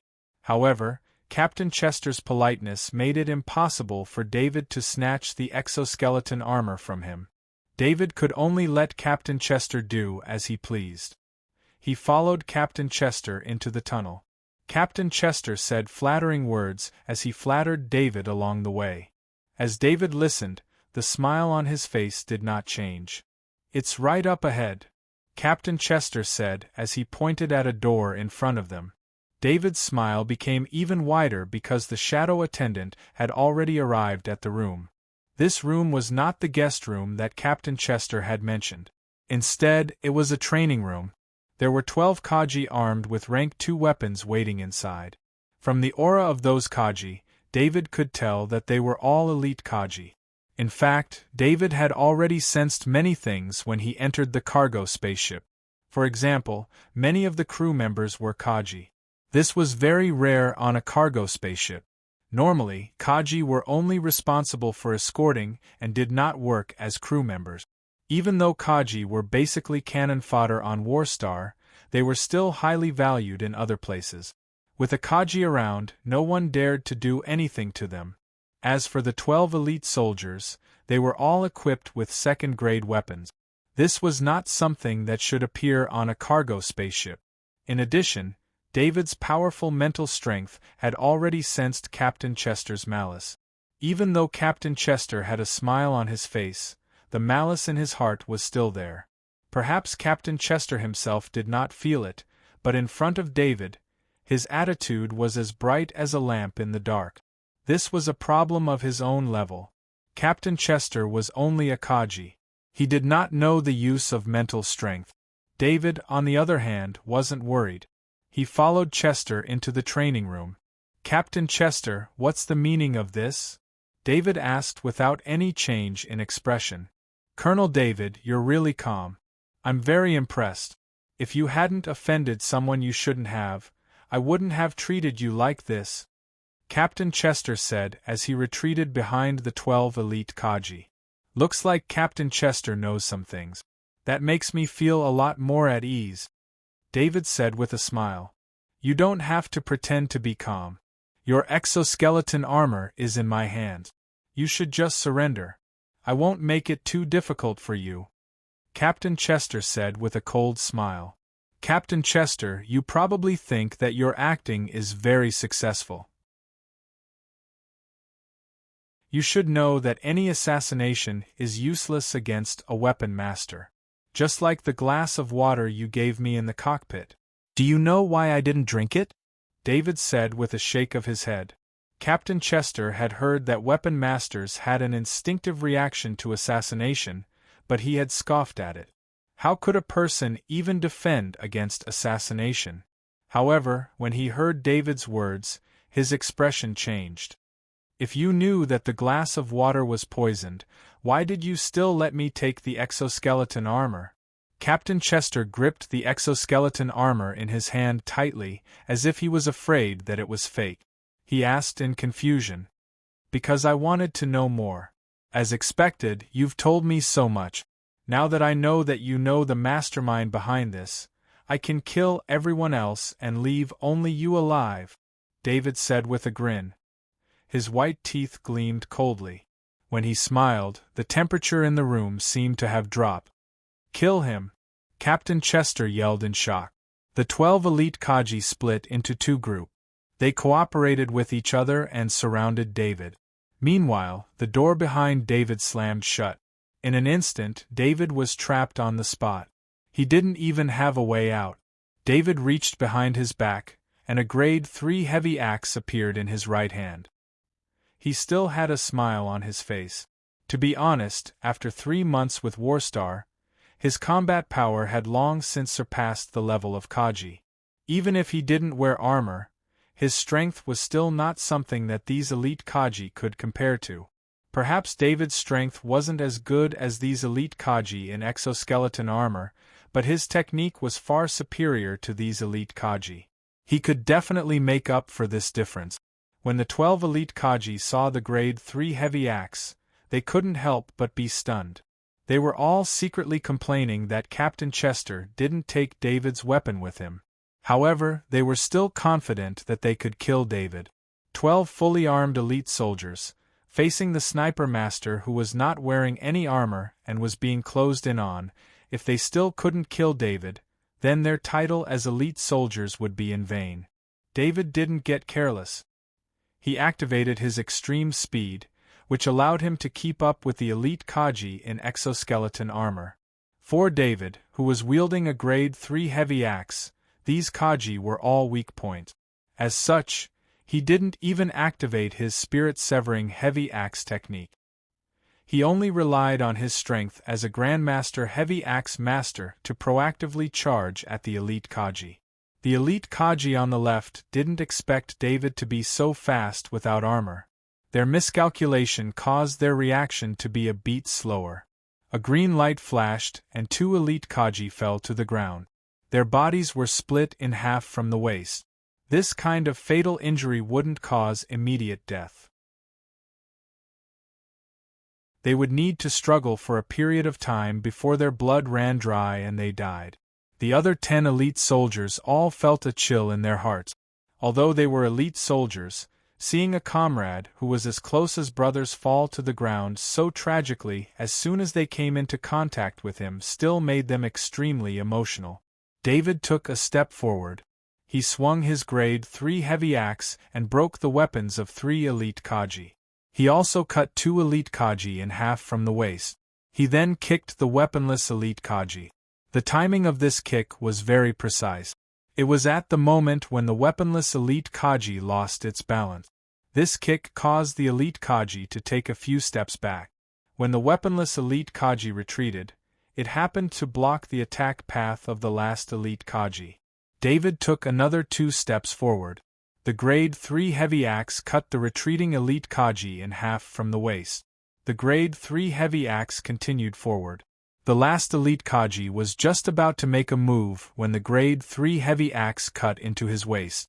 In just a second, the situation of the battle changed. 6 people fell beside David, but blood flowed all over the ground. The 6 Kaji that fell were all cut at the waist. Their blood flowed rapidly. The elite Kaji on the right wanted to attack, but the battle ended. The scene in front of them made their hearts turn cold. David didn't care about their thoughts. He took a step forward and rushed towards the 6 elite Kaji. "Pay attention to the formation," the leader of the elite Kaji team shouted. This was to boost his courage. He also didn't want the elite Kaji in the team to have any problems because of fear. David also wanted to end the battle quickly, so he activated his strength shock talent. The elite Kaji on the opposite side also knew the sharpness of a grade 3 heavy axe. Therefore, the elite Kaji used his grade 2 large shield and charged towards David. With David's strength without any armor, it wasn't easy to break a grade 2 large shield. The opponent's choice was also correct. However, David slapped the grade 3 heavy axe on the large shield and turned it around. The large shield Kaji's body was affected by the strength shock, so it couldn't move. Thus, David easily closed in on it. What followed was a massacre. The 6 elite Kaji were the same as the 6 elite Kaji from before. They were all cut in half in a short period of time.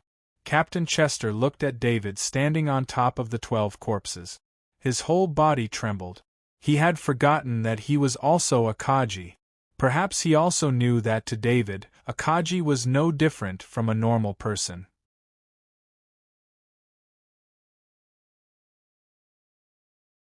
Chapter 543. In Captain Chester's eyes, David was like a demon. The exoskeleton armor in his hand fell to the ground. Captain Chester, can you tell me who wants to kill me? David lightly shook off the blood on the level 3 heavy axe and asked calmly. I don't know, Captain Chester replied with a trembling voice. Even at a time like this, Captain Chester still wanted to struggle, but he didn't dare to say that person's name. That person was the backer of Daluo Chamber of Commerce. David shook his head. He took a few steps forward and landed a heavy punch on Captain Chester's abdomen. Captain Chester wasn't wearing the exoskeleton armor. This punch immediately made him bend over and spit out gastric juice. Of course, David didn't want to kill Captain Chester with one punch. Otherwise, this punch would have killed him on the spot. David picked Captain Chester up and raised his face to his face. Although I don't like torture, if you don't want to talk, then I'll have to force myself, David said in a low voice as he looked into Captain Chester's eyes. David used spirit suppression. When Captain Chester's mind was about to collapse, just a little bit of spirit suppression was enough to have a special effect. Captain Chester's nose smelled the blood in the room. The pain in his abdomen kept reminding him that the person in front of him was a demon. If he didn't talk, he would really be tortured to death. If I tell you what I know, can you promise not to kill me? Captain Chester hesitated and asked with a trembling voice. Of course, I never lie, David said with a smile as he put Captain Chester down. As for whether David had lied before, Captain Chester didn't know. He could only choose to believe in David's character. It's Lieutenant General Beaumont. He ordered us to do this. Captain Chester said a name. Lieutenant General Beaumont. David was sure that he had never heard of this name before. He shouldn't have offended this Lieutenant General Beaumont. Do you know why Lieutenant General Beaumont wants to kill me? David asked. I really don't know. I'm just a small fry. I wouldn't dare to ask about what Lieutenant General Beaumont told me to do. Captain Chester replied with a sad face. Then, was it also Vice Admiral Beaumont's orders to tamper with the flagship and prevent me from riding it? David continued to ask. David knew that Captain Cram was probably also instructed by Vice Admiral Beaumont. Otherwise, how could it be so coincidental? Ever since he'd arrived at the Bastion, everything had been arranged so that he had to board the cargo ship. I don't know the specifics. I only know that I was certain that you would definitely take this spaceship. Captain Chester was unable to answer the two questions in a row, and his heart was filled with anxiety. He tried his best to tell them everything he knew. How much do you guys look down on me? You didn't even send out the Transcendent. David shook his head and laughed as he looked at the corpses in the room. David thought that with his reputation on Warstar, even if someone wanted to kill him, they'd at least send the Transcendent. He'd been very careful, even storing his custom-made exoskeleton armor in his dimensional pocket so that he could equip it at any time. But until now, the only one who'd appeared was Elite Kaji. The Transcendent hadn't shown up. Originally, there were 2 Transcendents here, but something came up at the last minute, so... Captain Chester realized that he had misspoken at this point, so he quickly stopped. So they're taking this seriously. David laughed. After a while he stopped and asked, Where is Lieutenant General Beaumont? Where are you going to report after you're done? I don't know where Lieutenant General Beaumont is. Once the mission is complete, I'll just send him a video, Captain Chester replied. However, David could clearly sense that Captain Chester's mental state was fluctuating abnormally, and he knew that Captain Chester was most likely lying. "Captain Chester, this is the first time you've lied, and it'll also be your last. You should know that if you lie in front of me, I'll find out. If you want to die, then keep lying," David warned. Panic appeared in Captain Chester's eyes. He'd heard of people who had the ability to read people's minds. He hadn't expected the demon in front of him to have this ability. Otherwise, how could he have been discovered as soon as he'd lied? "I said, Lieutenant General Beaumont is waiting for me on the bastion." Chester didn't dare lie this time. David was puzzled. Lieutenant General Beaumont was waiting for news on the bastion? "You answered well," David said with a smile. Captain Chester let out a sigh of relief. He could feel David's pressure disappear. His life was saved. Just as Captain Chester relaxed, he saw David place a hand on his head. He could faintly see a light in David's palm. David didn't use the enchanting pattern of the Fortress of Souls. Instead, he used his mind to draw one and pressed it into Captain Chester's head. The enchanting pattern of the Fortress of Souls could be used against second-level insectoids. It could even affect third-level ones. The longer it was cultivated in the Fortress of Souls, the better its effects would be. David wouldn't waste the enchanting pattern on a puny Captain Chester. All he had to do was draw it, and he could easily control Chester and turn him into his puppet. Once Chester was under control, he was basically a walking corpse. But David didn't kill him, so it didn't count as breaking his promise.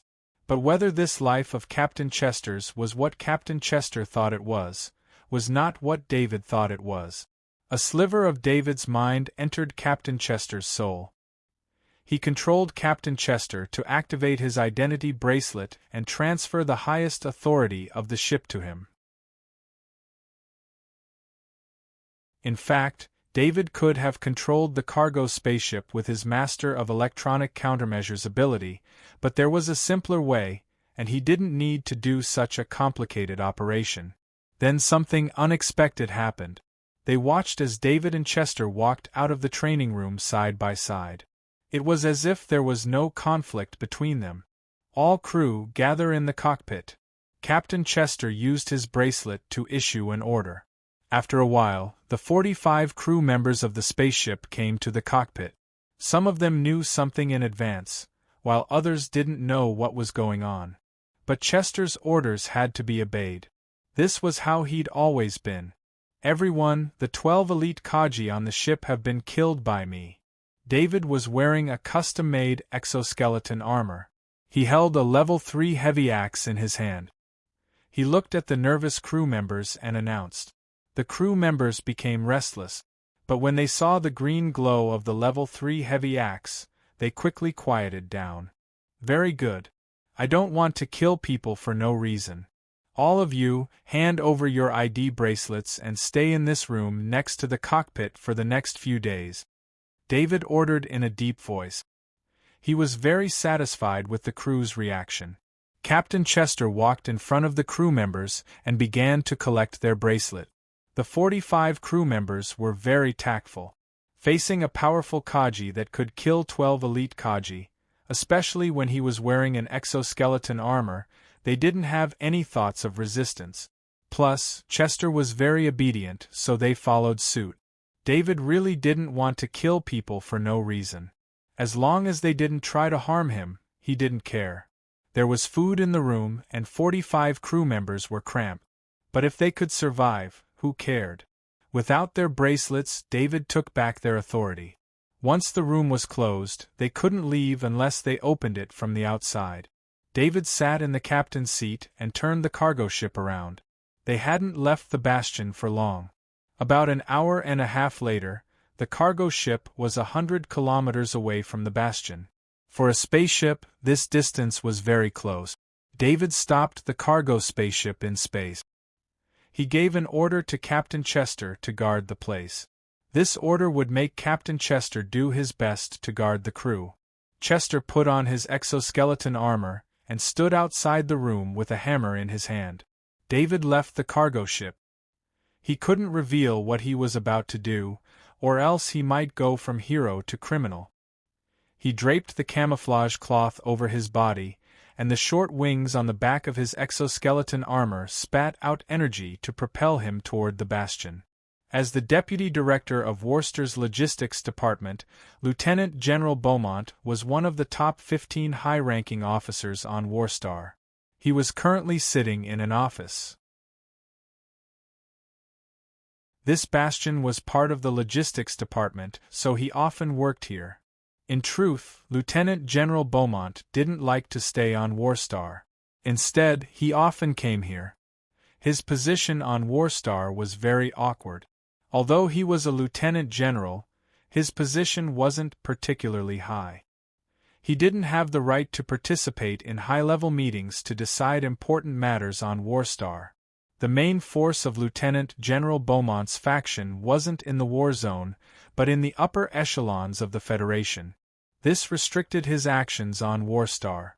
Fortunately, his ambitions weren't on Worcester.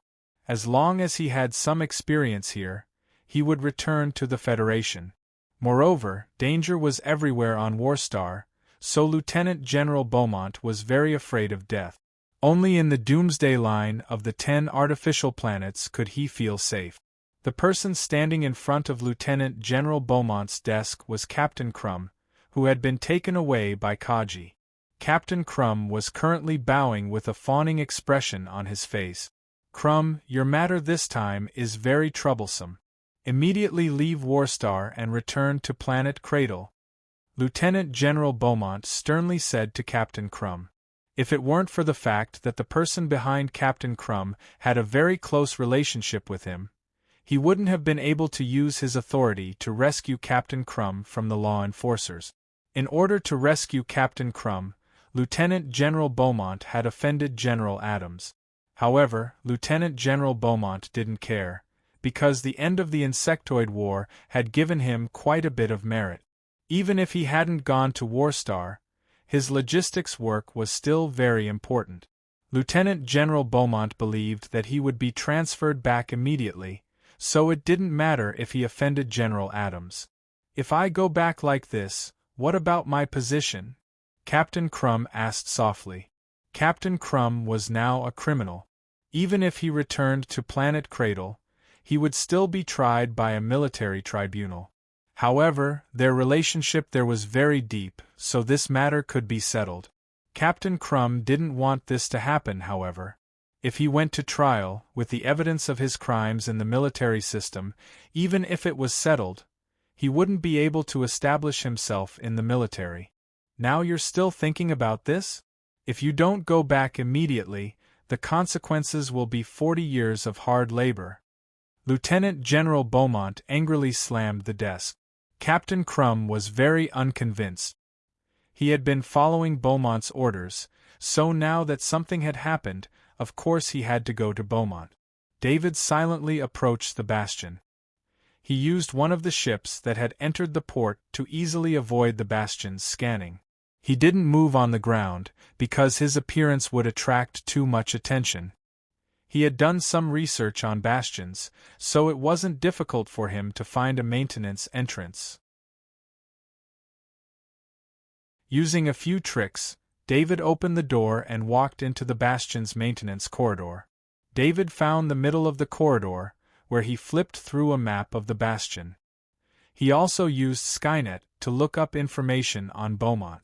A high-ranking Worcester general, second in command in the logistics department. He had a lot of power, so it was no wonder that David was forced to pick the cargo ship. As for Beaumont's location, it was clearly marked on the map. David didn't hack into the bastion's systems. It took a lot of time to fully control the system, and he didn't want to risk Beaumont leaving the bastion.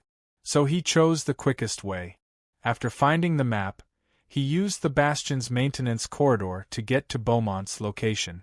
Along the way, the shadow attendant kept an eye on him, so he was able to avoid most of the probes. The ones he couldn't avoid were blocked by the shadow attendant. In less than 20 minutes, he arrived at Beaumont's office. There was no way to get to Beaumont's office, but David didn't need one. He had the shadow attendant fly up first, and saw a familiar face. David didn't expect to see Captain Crumb in Beaumont's office. Wasn't he arrested by the enforcers?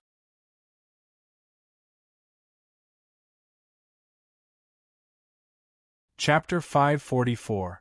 David took down his third-grade heavy axe.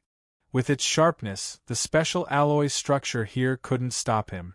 Of course, he still chose an inconspicuous location and dug through the steel. He quickly reached the basement of Beaumont's office. The shadow attendant's range of movement was now wider. The shadow attendant passed through the office. David saw a transcendent sitting in a nearby room, drinking red wine. The transcendent wasn't wearing a military uniform, so he wasn't a transcendent. However, the transcendent was definitely here to protect Lieutenant General Beaumont. David immediately changed his target. He chose the transcendent's location. His movements were lighter because the ground here wasn't made of dirt or stone. A third-grade heavy axe would still make a sound when cutting through steel, so he needed to be more careful. He shifted the location of the hole to the basement on the side. This basement was a little far from Lieutenant General Beaumont's office and the room where Transcendent was. It was just enough to facilitate his actions. David drilled his way out of the basement. The military didn't care about the cost when building this bastion. The special alloy here was 10 meters thick. It made it so that no matter how heavy the attack was, the bastion's energy system wouldn't be damaged. If David didn't have a third-grade heavy axe in his hand, he wouldn't have been able to pass through the thick alloy.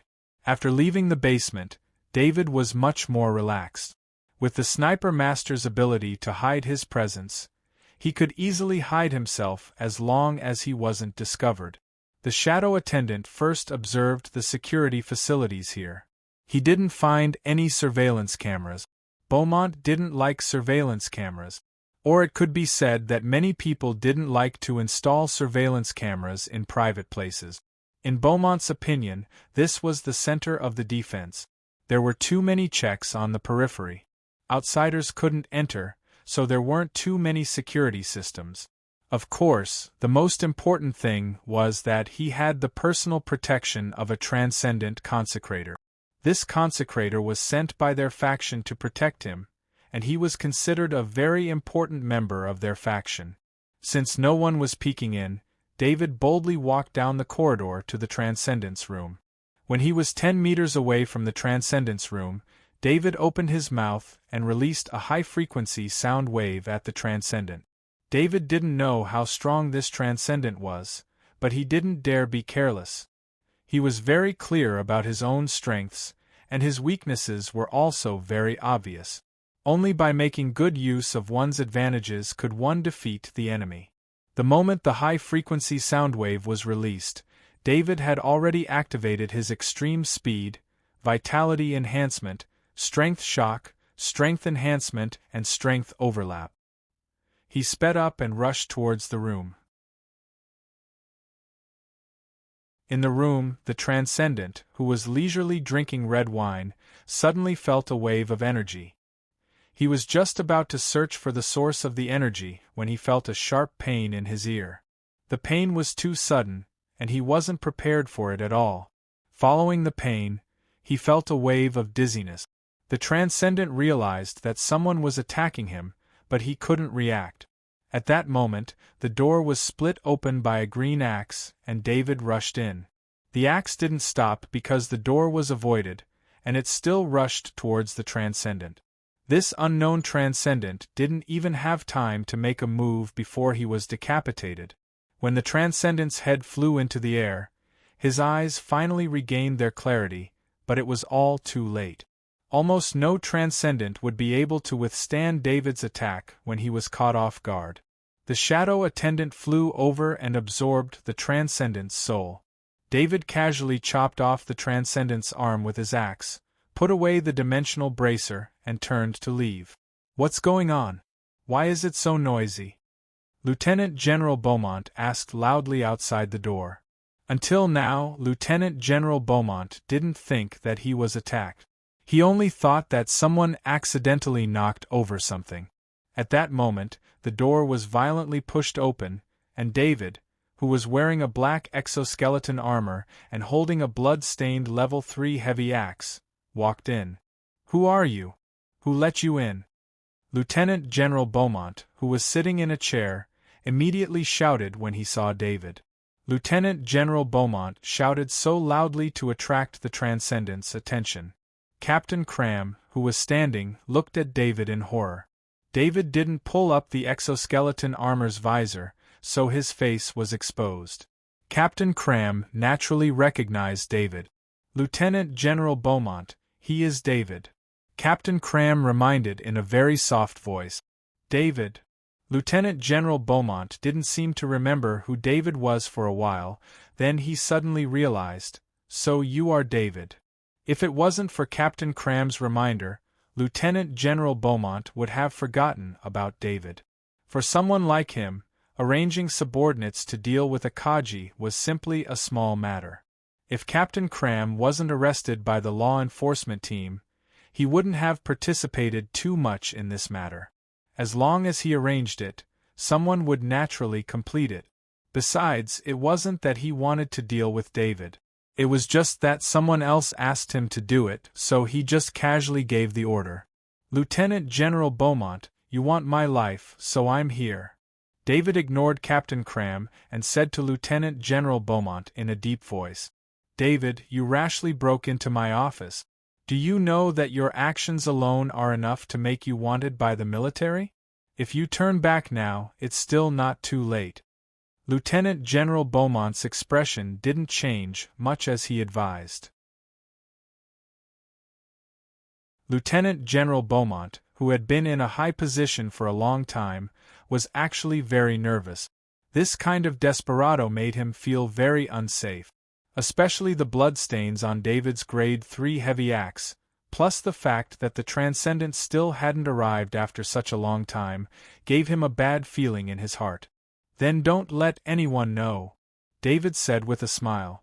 As he spoke, he casually chopped off Captain Cram's head with his axe.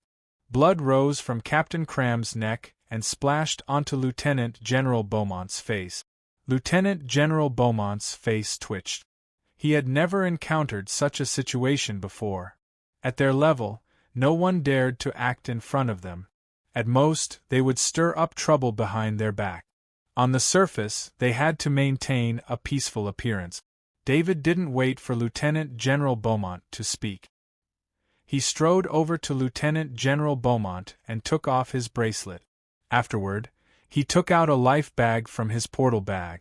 A life capsule was a life-saving item that could allow ordinary people to survive in space. David had taken it from the cargo ship so he could take Beaumont away. He didn't plan to interrogate him here. If he was discovered, he'd be hunted down by the garrison. No matter how arrogant David was, he didn't want to risk a fight with the military. David slapped Lieutenant General Beaumont unconscious and stuffed him into the life-saving pouch before returning to the basement with it. Using the same route he'd come from the basement, it only took him 5 minutes to reach the docks. He boarded one of the ships and left the bastion. It took David some time to return to the cargo ship.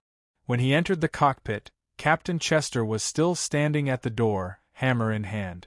David first set up a flight path. When the cargo ship reached the speed of light and began to fly steadily, he opened the life capsule. Lieutenant General Beaumont had long since woken up. This was something he had never experienced before in his life. Emotions of fear and worry alternated within the narrow life capsule. The life capsule opened, and when Beaumont saw David's face again, he was no longer the same as before. Fear appeared on his face. When David saw Beaumont's expression, he couldn't help but be surprised. David shook his head. If he'd known, he wouldn't have brought Beaumont here. He'd seen Beaumont's state at the transit bastion and thought he'd be difficult to deal with. He'd wanted to bring him back for interrogation. Who knew Beaumont was nothing more than an embroidered pillow. On the surface, he looked calm and collected, but underneath he was nothing but a coward. "Captain Beaumont, are you familiar with this place?"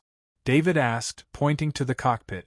Lieutenant General Beaumont shook his head, but when he saw Captain Chester in his line of sight, He was suddenly shocked. He immediately understood where he was. This is Daluo's cargo ship? Did Captain Chester betray me? Beaumont wanted to be tough, but he'd had too many emotional reactions in the life capsule. He'd long since lost his composure, and his voice trembled as he spoke. I don't think there's any conflict between me and Captain Beaumont.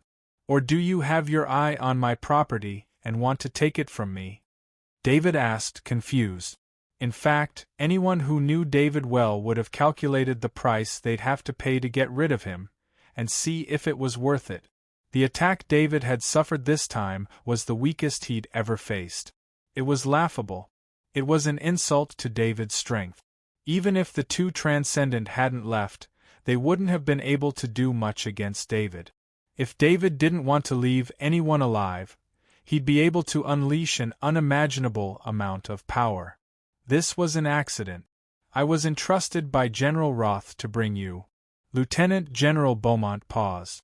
David knew what Beaumont wanted to say, but he'd heard the name of another general.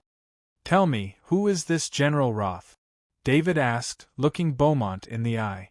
General Roth is the deputy commander of the Federal High Command. It was his adjutant who gave me the order.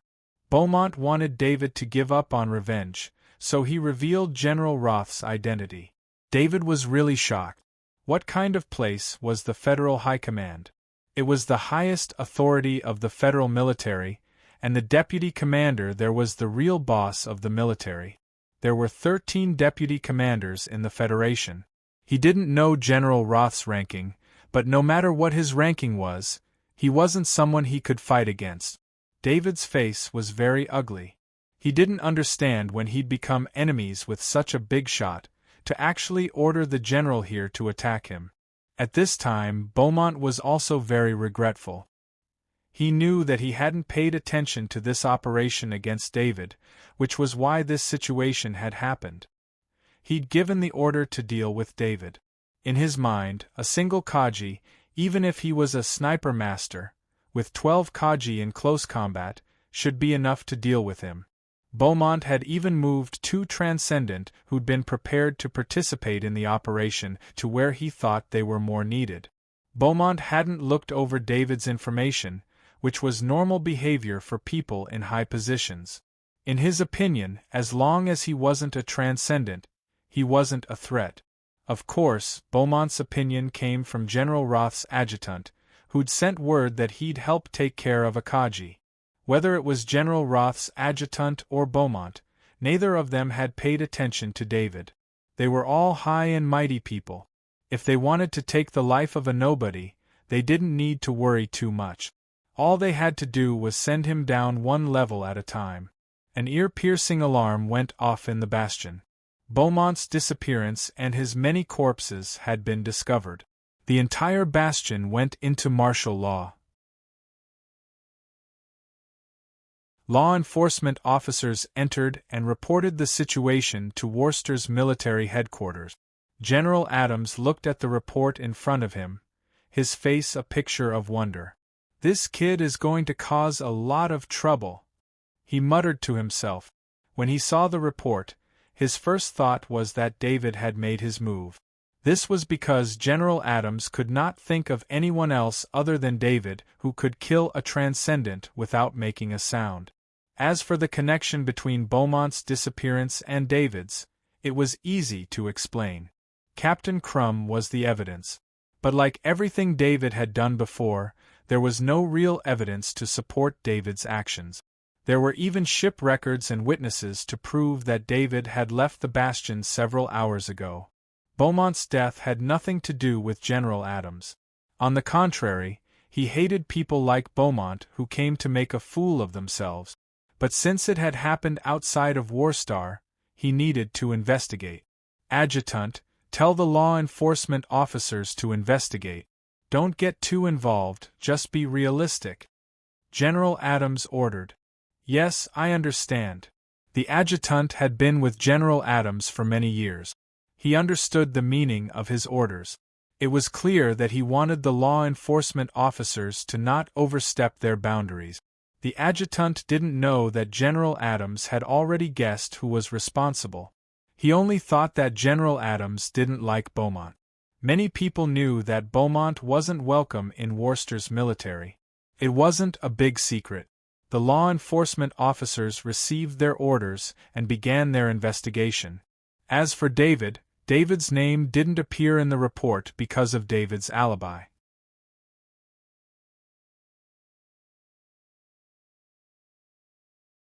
Chapter 545. On planet Monolith's non-city space station, a cargo spaceship slowly descended from the sky. This cargo spaceship had contacted the space station a long time ago, and this landing pad was the designated location for the cargo spaceship. The cargo spaceship's gangway was lowered, and David walked down from the cargo spaceship with the exoskeleton armor in his hands. Captain Chester personally sent David down the gangway. David waved at Captain Chester, and his eyes scanned the few surveillance cameras at the side. He did this to let others see him. The whole process of Captain Chester sending him off was actually just David doing two things at once. When Captain Chester turned back to the cockpit, his face returned to its cold expression. He sat in the empty cockpit and piloted the cargo spaceship to fly into space again. David set the cargo spaceship's flight direction. The spaceship would fly toward an unexplored space zone. There was a sea of meteorites there, and behind the sea of meteorites was an endless void. Even on the star map, there was a blank space there. It was a land of death. The Federation had sent countless exploration spaceships in the past to expand the number of administrative planets, but countless exploration spaceships had disappeared in that space zone. David did not kill Captain Chester and everyone on the spaceship with his own hands, but what he did this time was a little too big. He could only use this method to make the cargo spaceship and everyone on it disappear from this universe. Just as David walked to the space station lobby, a staff member quickly ran over and asked, "Hello, Mr. Colonel, how can I help you?" "Thank you, someone is here to pick me up." David smiled and declined. David knew that this staff member was so polite because of the Nation Knight medal on his chest. The staff member still wanted to say something, but a black spaceship descended from the sky. The staff member recognized this spaceship as the Galen Transcendent's Black Phantom spaceship, and he quickly moved aside. David nodded at the staff member and walked toward the Black Phantom. The hatch of the Black Phantom opened, and Galen Transcendent looked at him with a smile. "Hello, teacher." David quickly went forward and bowed. "Haha, I heard about your achievements on Warstar. You didn't embarrass your father and me." Galen Transcendent smiled and hugged David lightly. "I was just lucky," David said modestly. "There's no such thing as luck in war. You can't survive without strength." Galen Transcendent shook his head. He had also survived the war, so how could he not know the horror of war? David had encountered an even more terrifying full-scale war with the Zerg. If they had not been extinguished in the beginning, the war would have lasted for a very long time, and many soldiers would have died in the war. "Why did you come personally?" David asked Galen. When the cargo spaceship was about to land, he contacted Galen. He thought that Helena or Furnace would come to pick him up, but he didn't expect Galen to come by himself. "How could I not come? I'm not the only one here. Hans is also on his way to Non-City. He'll be here soon." Galen Transcendent thought of something and glared at David. "What happened?" David asked, puzzled. "General Adams contacted Hans. We know what you did. Hans asked me to help you clean up. You didn't leave any traces, did you?" Galen Transcendent asked in a deep voice. David did not expect General Adams and Hans to have such a good relationship. He also did not expect General Adams to think of him as the culprit. "No, I just took a cargo spaceship from the transit bastion to Monolith. I didn't even stop in the middle," David replied softly. How could David not have thought of this? He overclocked the cargo spaceship's warp drive so that the time he took to reach Monolith was just right. What about the cargo spaceship? Galen Transcendent asked with a cold look in his eyes. It will disappear in space forever. No one will find it, David said with certainty. You're too bold this time. That's a lieutenant general from planet of origin. You've gone too far. Galen Transcendent looked at his disciple and sighed. He wants to kill me, David said calmly. Although Galen Transcendent had some guesses, he relaxed a little after hearing David's explanation. This matter ends here. You can't stay in the war zone for long. Leave as soon as possible. Once you enter the Federation Military Academy, you won't have to worry. Galen Transcendent patted David's shoulder and said. David nodded. He didn't say that there was a mastermind behind this. In fact, he was also thinking about what to do. General Roth wasn't Lieutenant General Beaumont. Beaumont's popularity in the war zone was too low. Plus, he had General Adams' protection. As long as there was no evidence, no one could do anything to David. However, if David dared to touch General Roth, then as long as there was even a trace of suspicion, he would be taken down immediately. No one's words would be effective. No matter how arrogant David was, he didn't dare to say that he could fight against the military. They weren't on the same level at all. I'll leave tomorrow. I'm afraid I won't be back for a long time. David had already made plans. He didn't dare to stay on Monolith for too long. He was afraid of bringing trouble to his family. He believed that as long as he was alive, no one would dare to touch his family before killing him, because they would suffer his crazy revenge. While David was reuniting with his family, outside an office of the Federal High Command on planet Origin, Adjutant Darnley was sitting in his seat, his expression constantly fluctuating. He had just received a report from Warstar that Lieutenant General Beaumont, an important officer under General Roth, had gone missing and the Transcendent in charge of protecting him had been killed. Adjutant Darnley knew that he needed to immediately report this matter to General Roth. He stood up and walked to the office, lightly knocking on the thick door. "Come in." A dignified voice rang out as Adjutant Darnley pushed open the door and walked in. "General, Lieutenant General Worcester's Beaumont has gone missing." Adjutant Darnley walked up to the desk and reported to General Roth, who was looking down at something. General Roth put down what he was doing and raised his head to ask, "Have you confirmed that Lieutenant General Beaumont has gone missing?" "Yes." Worcester's side has already confirmed that the Transcendent protecting him is also dead. Adjutant Darnley firmly replied. There was not much shock on General Roth's face. He swiped his finger in front of him, and a screen appeared. He then tapped on the screen several times. Adjutant Darnley knew that General Roth was checking the reports from the military's intelligence department.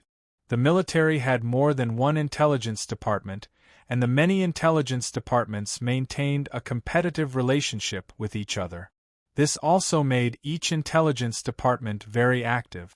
Almost anything that happened within the military's boundaries could be found in the reports of the military's intelligence department. However, if nothing happened, an officer of General Roth's rank would not check the reports, but it was precisely this information that allowed General Roth to know anything that happened in the military at any time. General Roth shook his head as he read.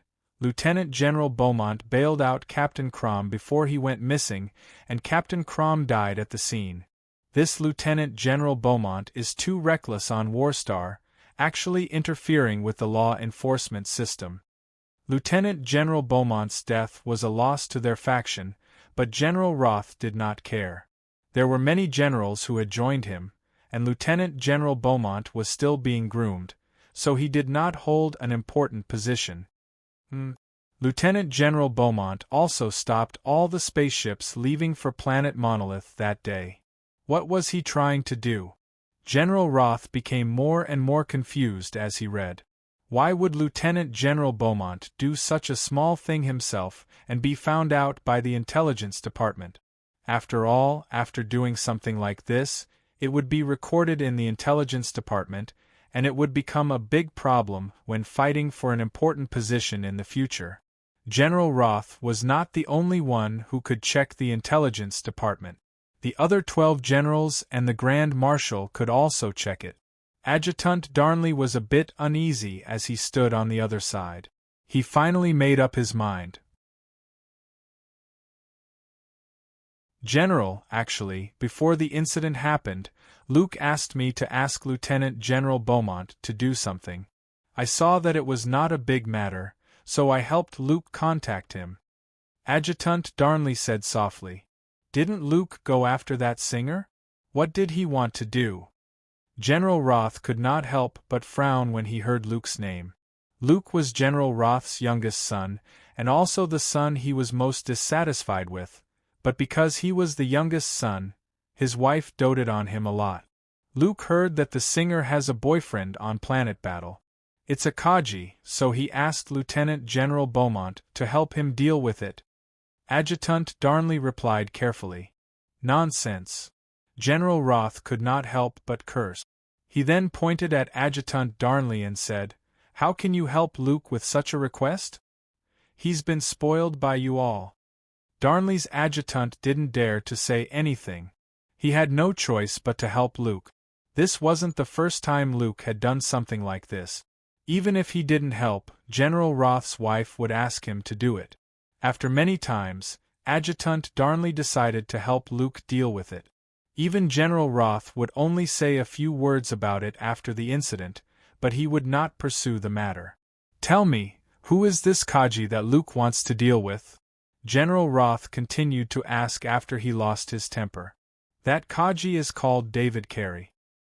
He's a Kaji who just joined the army.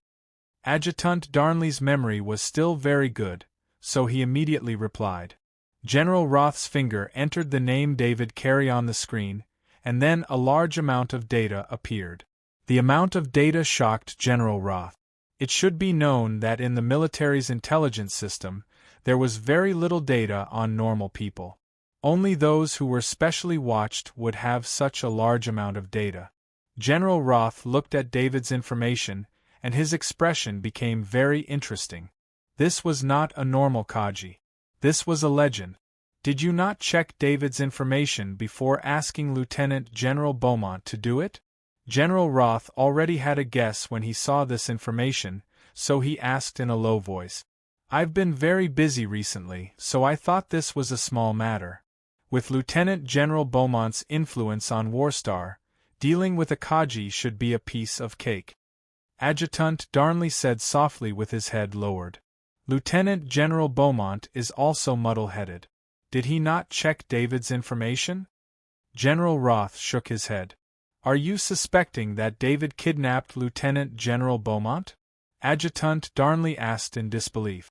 Adjutant Darnley had been with General Roth for many years and was the closest person to him, so he was very direct with General Roth in private. General Roth liked this type of Adjutant Darnley. There are probably more than 10 Transcendent that have died at David's hands. From large mercenary groups to megacorporations, David exterminated them all. He received a Scholar Medal in 3 months on Warstar and killed over 100 level 3 insectoids in battle. You're telling me that someone like this is a normal Kaji? General Roth began to doubt Adjutant Darnley's ability. General Roth even thought that it would be best if Lieutenant General Beaumont died. This sort of subordinate was too useless, and keeping him by his side would only ruin things. General Roth sent out a document authorizing the military's largest intelligence department to investigate David. He believed that even the slightest clue would be found. Have Luke come back immediately? General Roth was just speaking when he suddenly saw the latest information on David. He immediately added, Have Luke not come back for now? Stay outside for a while. Understood. Adjutant Darnley did not understand why General Roth would say this, but he still complied. A faint, playful smile appeared on General Roth's face. He saw that David was about to come to the Federation Military Academy to attend school. The Federation Military Academy was on a satellite of Planet Cradle. If he could not find any evidence on Warstar, he could just find an opportunity to get rid of David on Planet Cradle. However, General Roth did not know that his adjutant Darnley had used General Roth's name to pass the message to Lieutenant General Beaumont. It was easier to do things in General Roth's name. Thus, the mastermind David had learned from Lieutenant General Beaumont was not Luke, but General Roth. General Roth did not know this. Of course, even if General Roth knew about this, he did not believe that David would dare to make a move against him.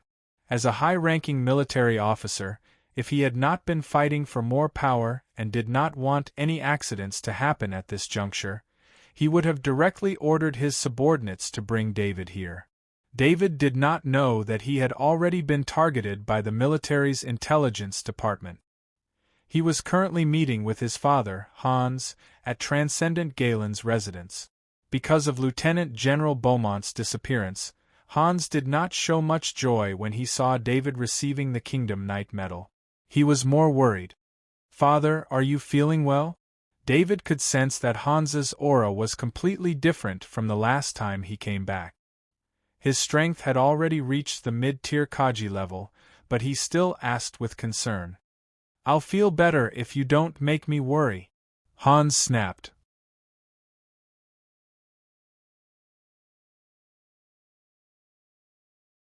Chapter 546. That's enough, Hans. They want David's life. How can David not fight back? He's already done it. Transcendent Galen tried to persuade him from the side. "David, you've grown up. You have your own opinions, but you must pay attention to your own safety." Hans wasn't really angry. He changed the topic after hearing Transcendent Galen's words. "I'll pay attention," David said with a smile. "You've already received the Knight of the Nation medal. You should retire from the army," Hans suddenly said again. Hans heard from General Adams that this Lieutenant General Beaumont had a backer. Once David was noticed by that side, David would be in a lot of trouble in the army in the future. That was why Hans had the idea of letting David retire from the army. With the Knight of the Nation medal, it would be easy to get permission to retire from the army. "Hans, David already has the rank of colonel in the army. After graduating from the military academy, he'll be a general. Why do you want David to retire?" Transcendent Galen asked in confusion. "David's character isn't suitable for the army. According to his character, he'll cause a lot of trouble in the future," Hans said helplessly. "Father, I'll retire when I become a general." David didn't refuse. He just pushed back the time a little. David knew that Hans had always wanted to become a general. When Hans retired from the army due to injury and returned to the Boulder Star with the Knight of the Nation medal, he was completely dispirited. David just wanted to fulfill Hans' wish. He didn't care about power. What he wanted more was to improve his own strength. "You!" Hans didn't know what to say anymore. He could feel David's thoughts. After that, David showed off his skills in front of his two relatives. He took out his grand culinary ability and cooked for them. In the joyous atmosphere, they forgot all the unpleasant things. In the evening, Hans and David stayed in the villa of Galen Transcendent. As David could only stay for one day, he did not go home. Anyway, Hans, whom he cared about the most, was here, so this was his home. At midnight, David finished his crystal meditation technique training for the night. Just as he was about to sleep due to his mental exhaustion, he felt something strange. His tired eyes immediately became alert. He had just returned from the battlefield. Even though he knew that this place was very safe, he was still extremely vigilant at the slightest movement. The shadow attendant came to his side, and a bottle of holy water of eternal youth appeared in his hand. He poured the holy water of eternal youth into his mouth, and his spirit immediately recovered. Perhaps David was the only one who could use a potion like the eternal holy water to recover his spirit. David's body didn't move, but the shadow attendant flew out after delivering the holy water of eternal youth. Now, the shadow attendant's range of movement had reached 100 meters, which was enough in the city. The shadow attendant flew around the villa. This villa was very big, and the area within 100 meters was almost the entire area of the villa. David didn't see anything suspicious. However, David didn't give up. He trusted his senses very much. That trace of abnormality was definitely not an illusion. David began to restrain his presence. He also put the camouflage cloth on his body, which made all of his presence and body heat disappear. Only then did he quietly open the door a crack and walk out. After leaving the room, that trace of abnormality disappeared. David was even more certain that something was wrong. He sped up. Because he had access to the security system here, he silently left the villa. To be honest, he preferred the feeling of being in the wild. In a city like this, many of his abilities couldn't be used. The ground was full of steel, so his underground sneak couldn't be used. Some of his special abilities couldn't be used because there were surveillance cameras everywhere. Even so, he was still the best scout on the battlefield. Even the great world of God had specifically invited him to be a scout. David's figure was hidden under the camouflage cloth, and he began to investigate with the villa as the center. Finally, he found a problem in another villa 2 kilometers away from the villa. There was no light in the villa, as if no one lived there. However, the shadow attendant saw equipment that shouldn't be in the villa from behind a window. It was a special military scanning device. Even David had never seen this type of scanning device before, but he still recognized the military serial number on it. Unfortunately, this villa was somewhat similar to the one in Galen Transcendent. It was also very large, so the shadow attendant couldn't investigate it completely. David came to the shadow in the corner. He used his mind to draw a shadow sneak pattern. Then, he turned into a black fog in the shadows. If the lights in the villa weren't turned off, he would have to use the Master of Electronic Countermeasures ability to crack the villa's security system. However, because there was no light, it was more convenient for him. David, who turned into a black fog, entered the villa without triggering any security alarms. Neither the scanning nor the security system detected David's entry. David came to the wall next to the villa. He didn't need to enter, as long as the shadow attendant had enough distance. He searched around the villa. There was indeed no one in the villa. Just as he felt that something was strange, he suddenly thought of the underground. Then, the shadow attendant went underground. Sure enough, in a small room in the basement, 2 people were sitting in front of a screen.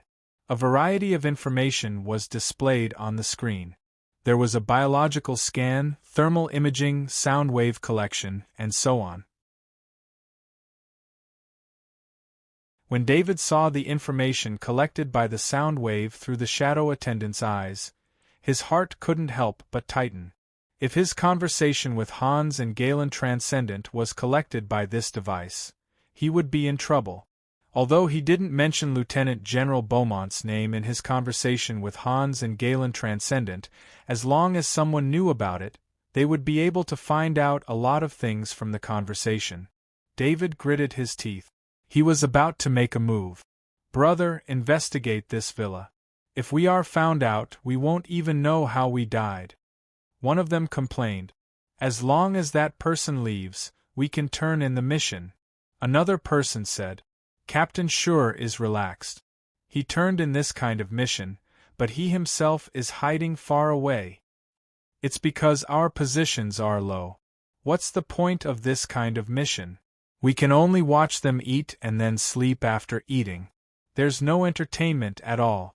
Is the thermal imaging device broken? It hasn't scanned the bedroom's thermal imaging device. I heard that he's a sniper master.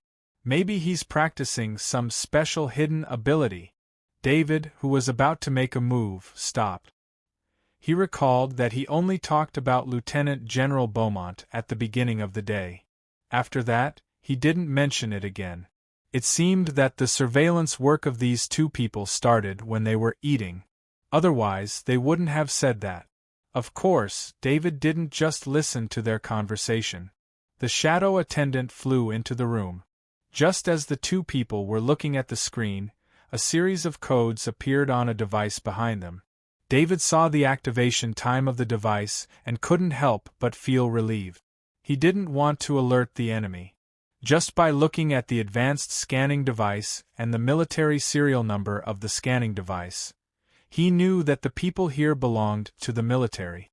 The black fog flew out from the mansion. David appeared at the corner of the wall and returned to his bedroom. The next morning, David finished his training. When he came to the living room, he saw Hans and Galen Transcendent. "Morning." David greeted the two of them, but his hands were gesturing. It was military sign language. Hans and Galen Transcendent were both from the military, so they naturally recognized this sign language. "We're being watched." This was the sign language. Galen Transcendent's eyes sharpened. He made a questioning gesture to David. David pointed in the direction of the surveillance and explained the situation with a hand gesture. "Let's have breakfast first," Galen Transcendent said in a normal tone, but his hand was entering a command on his identity bracelet. David didn't care about Galen Transcendent's operation.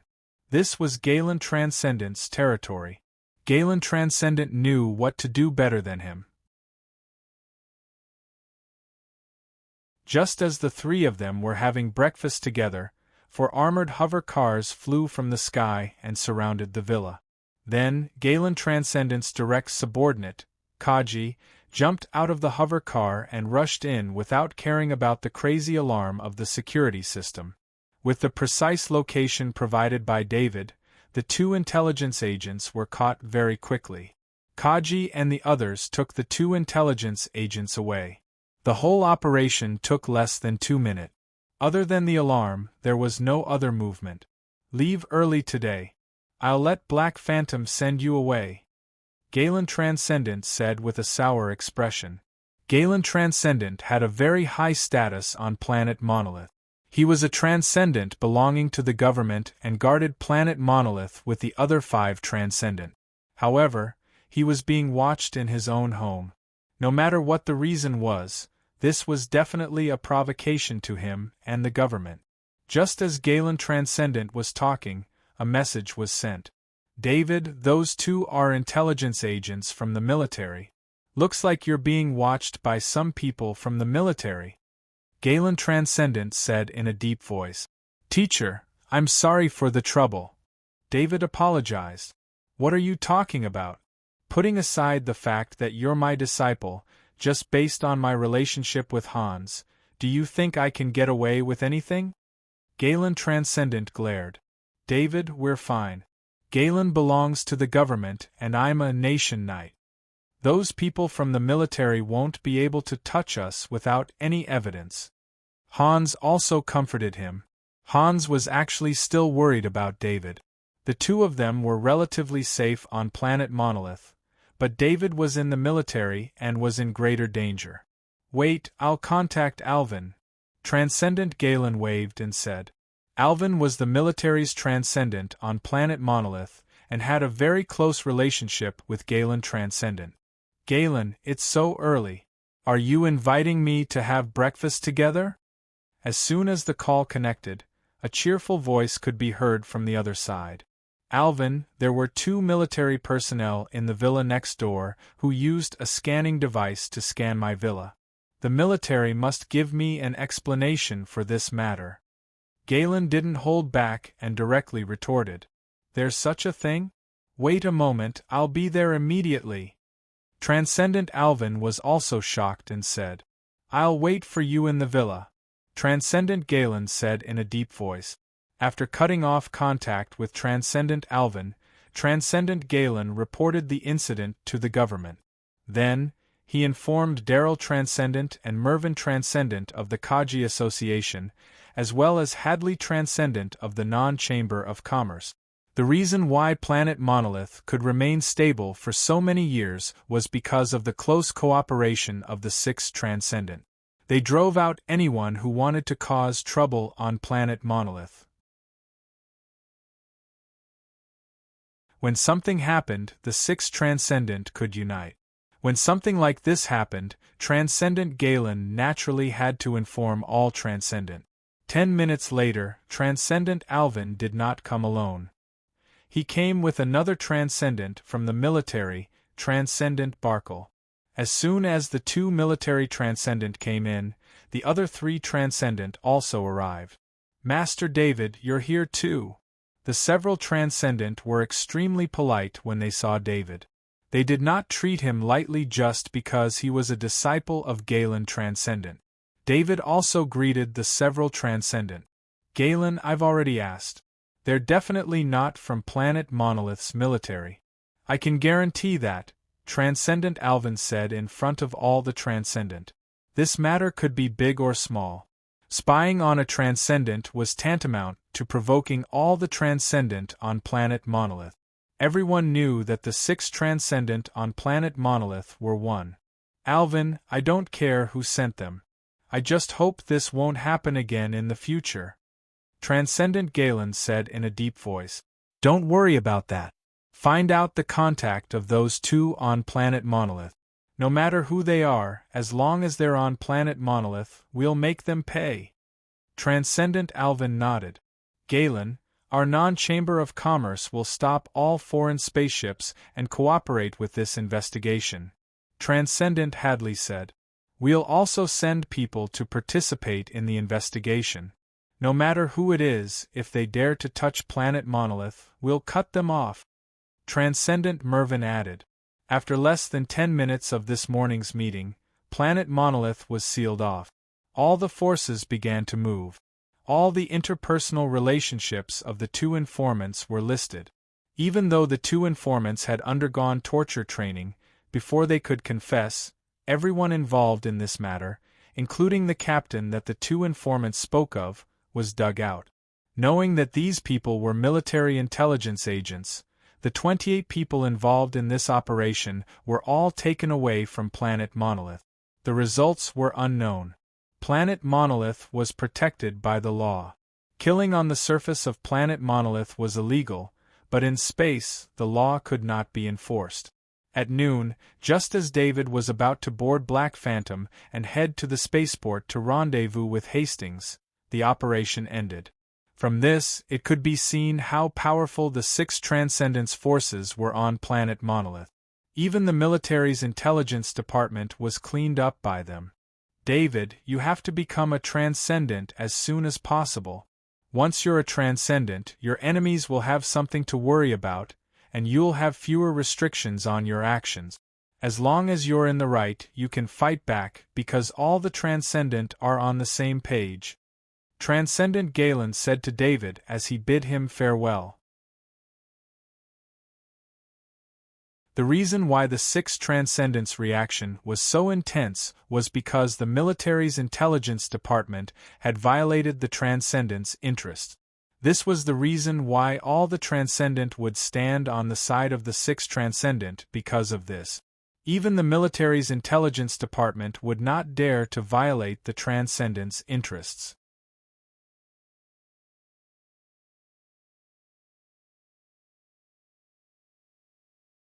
Chapter 547. Captain Hopper and the rest of the crew stood on either side of the cabin door, respectfully welcoming the master of the haze. When Captain Hopper saw David walk through the door, he stepped forward and respectfully bowed. Sir. Captain Hopper and the crew were very concerned about David's situation. The contract they had signed with David allowed them to completely rely on David. The news from Warstar excited Captain Hopper and the crew time and time again. Hopper, thank you for your hard work. David nodded with a smile. As he walked through the corridor of the haze, David looked at the displays on either side of the corridor with a smile on his face.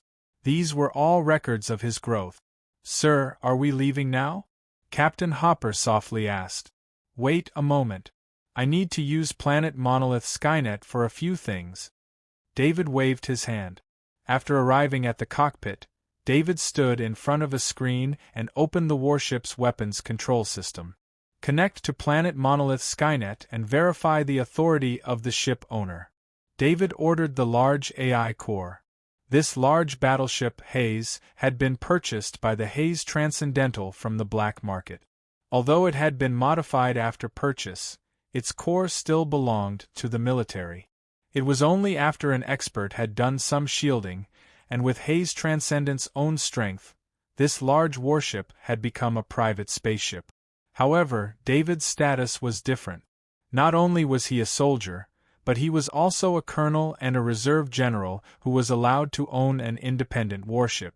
He also had the Nation Knight medal, which gave him a lot of benefits. Thus, David had taken the initiative to connect the Hayes to Planet Monolith Skynet in order to verify the identity of the Hayes. Planet Monolith Skynet received David's application and transferred it to the military network. This sort of application didn't need to be manually reviewed, as there was always a chance that something would go wrong. Using the AI system to conduct an automatic review was the best way to avoid human intervention. The master of the Hayes was David, and after the ship owner's approval, the corresponding authority was restored. On the light screen in front of David, there was a prompt that said, "The battleship planetary destroyer cannons have been reactivated." David was relieved. This was exactly what he wanted. The original black ship was bought from the black market. No matter how it was leaked from the military, the shipboard planet destroyer cannon was locked on, and this locking level was very high.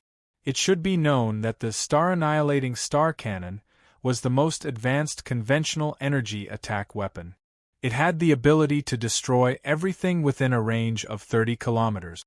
As long as there was such a main cannon, even if it encountered any attacks in space, it would have the ability to counterattack. Of course, if they wanted to use the star-annihilating planet cannon, they would need David's permission to use it. Once they used it, he would have to bear the consequences. Let's go. Our destination is the planet of origin. David ordered Captain Hopper, who was standing beside him. Yes, sir. Hopper's crew replied loudly. He had just seen the changes on the ship. Due to the unlocking of the planet-annihilating cannon, the ship's power system had also been completely unlocked. Before, only 50% of the ship's power system had been activated. The other 50% was used to power the star-annihilating cannon. Now, the black ship could use even more energy, move even faster, and have even stronger defenses. For a captain, piloting a stronger ship was his dream. The black ship set out from the spaceport and headed for the bastion at the edge of the war zone. There, it would have to pass the first inspection before it could pass. David gave some instructions, then returned to the captain's cabin. As soon as he entered, he activated all the shielding devices. When he killed the unknown transcendent, David had obtained the bracer, but he had never opened it. He needed to be in the safest place possible to examine its content. Ever since he found out that the person behind the attack was a military bigshot, he had been extremely careful. He didn't dare let his guard down. Some of the items in the bracer were likely to have special tracking signals. If he took it out in the area covered by Skynet, his location would be tracked. That would confirm that he was the Transcendent's killer. The shadow attendant removed all the items from the bracer and placed them in front of David. 90 transcendent crystals. This number surprised David. He'd killed the Transcendent so quickly that the Transcendent didn't even have time to react. He didn't know how strong the Transcendent really was. But in his opinion, that Transcendent's strength definitely wouldn't surpass the strength of the master of the black ship, Transcendent Hayes. That Transcendent Hayes had only been able to save 120 transcendent crystals because of his tyrannical plundering. If the Transcendent was as strong as the Black Transcendent, he wouldn't have become someone's guard. However, such a Transcendent actually possessed wealth that was no less than that of a Transcendent like Hayes. From this, it could be seen how great the benefits of being a guard for General Ross were. Thinking about it, the military was the power with the most training resources. With General Ross's power, it was very easy for him to recruit some Transcendent. Just as David was sighing at the number of transcendent crystals, he suddenly looked at a long sword. It was a long sword with a black iron wooden scabbard. Among all the items here, the transcendent crystal had the strongest energy reaction. It was also the first thing David looked at.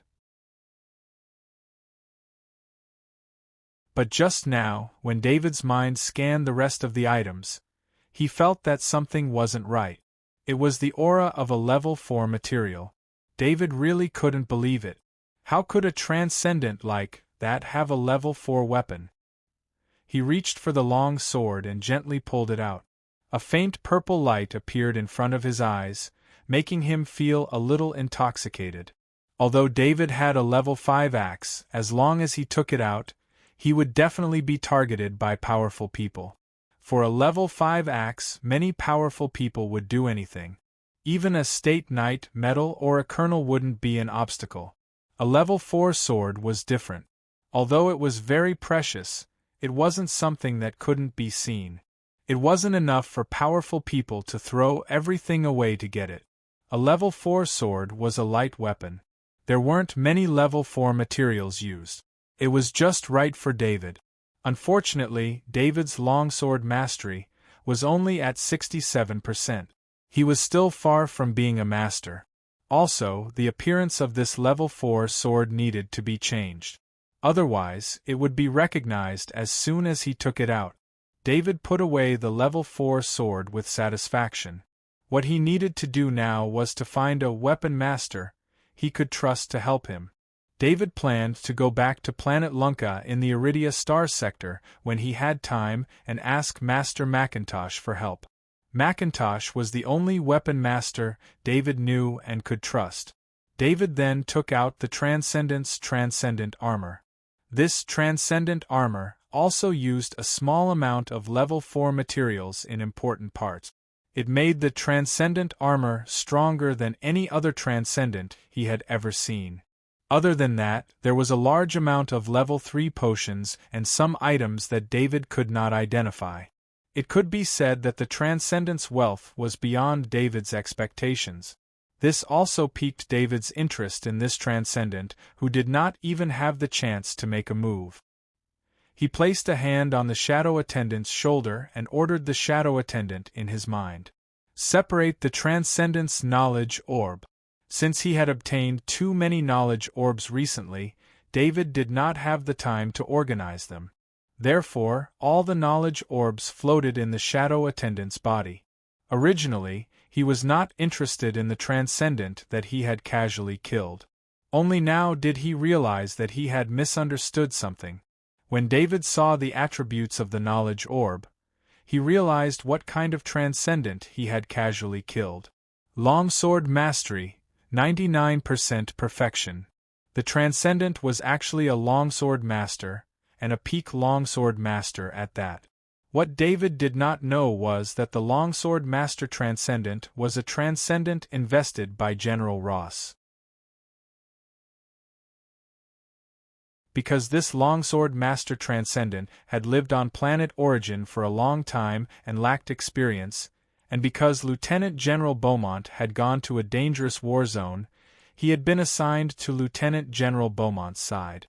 However, General Ross did not expect that Lieutenant General Beaumont would not be stationed on planet Origin, so the longsword master Transcendent also did not have the opportunity to hone himself. Of course, this did not mean that the Transcendent was not strong. On the contrary, when a Transcendent had the ability of a longsword master, his combat strength would become even more terrifying. This terror was not shown in the battle against the insectoid. If this Transcendent did not use a level 4 longsword, his light longsword would not be able to deal much damage to level 3 insectoids on the battlefield. The greatest advantage of a longsword was that it could be used more flexibly and quickly in a battle against humans. Therefore, many Transcendent who did not plan to go to the battlefield would use a longsword. On one hand, longswords required fewer materials and were easier to accumulate. On the other hand, longswords were more suitable for Transcendent battles. The Transcendent was considered one of the top among General Ross employees, which was why he had so many resources invested in him. Of course, the most important thing was that he was invested in by General Ross, so there was no need to worry. David had the shadow attendant transfer the longsword mastery, 99% max, knowledge ball into his body. As soon as the knowledge ball entered his body, his vision blurred. In the illusion, he had gone through several decades of sword training, and the transcendent he possessed was able to use the sword to an unimaginable degree. Unfortunately, this degree of mastery was only at the pinnacle of perfection. Without the corresponding inheritance of the longsword, coupled with his own talent, he would forever be a longsword grandmaster. The tens of years in the illusion was just a moment in reality for David. When he opened his eyes again, they were shining. With a wave of his hand, the level 4 longsword appeared in his hand. He then waved the longsword in his hand and performed a set of basic longsword technique. However, this set of basic longsword techniques in his hand, which was meant for beginners, was extremely powerful. At least I didn't lose out too much, David thought to himself as he lightly waved the level 4 longsword in his hand. David had no idea why General Ross wanted to kill him. Although he was known as an absolute genius and a powerhouse with limitless potential, there was a limit to how strong the powerhouses of the Interstellar Federation could be. The Transcendent could still put up a fight against a spaceship, but if they were facing a spaceship fleet, they could only resign themselves to death. It was because he had seen the difference between the Transcendent and the powerhouses of the great world of God on Warstar that he clearly understood that the Transcendent was not as transcendent as he had imagined. Killing Lieutenant General Beaumont meant that he had formed a grudge with General Ross. Especially after he found out that he was being watched by the military, he was even more certain that General Ross was suspicious of him. For an unknown reason, he had formed a grudge with a military bigshot. This made David very depressed, but the longsword mastery, 99% perfection, knowledge sphere and the level 4 longsword could be considered a form of consolation. There was still some distance left, so David began to clean up the knowledge spheres in the shadow attendant's body. David was curious as to what knowledge sphere Lieutenant General Beaumont had given him, so he ordered the shadow attendant, list out all of Lieutenant General Beaumont's knowledge spheres. Soon after, a knowledge sphere appeared. David looked at it and found that it was military command, 67% perfection. I didn't think that Lieutenant General Beaumont would have a master-level ability. David could not help but sigh. David did not think that anyone who could become a lieutenant general out of countless soldiers was not capable. Those who were not capable would have been left behind from the start. Lieutenant General Beaumont was an excellent graduate of the military academy. After reaching a certain level through his own hard work, he had the opportunity to become one of General Ross's people. David channeled the military command 67% perfection knowledge sphere into his body. This kind of knowledge learning was even faster. In just a short second, he had grasped Lieutenant General Beaumont's decades of military command knowledge. Of course, mastering the military command didn't mean that one's commanding ability would be stronger in war. Military command was just a standardized set of rules. Using these rules depended on one's own wisdom. It was like playing chess. The rules were the same. The ability of the chess player was the most important. Before, David was an outsider who did not even know the rules. After receiving the military command 67% perfection knowledge sphere, he became an expert who was familiar with the rules. He also had Lieutenant General Beaumont's lifelong thoughts on chess. Whether these thoughts were correct or not, they were all experiences.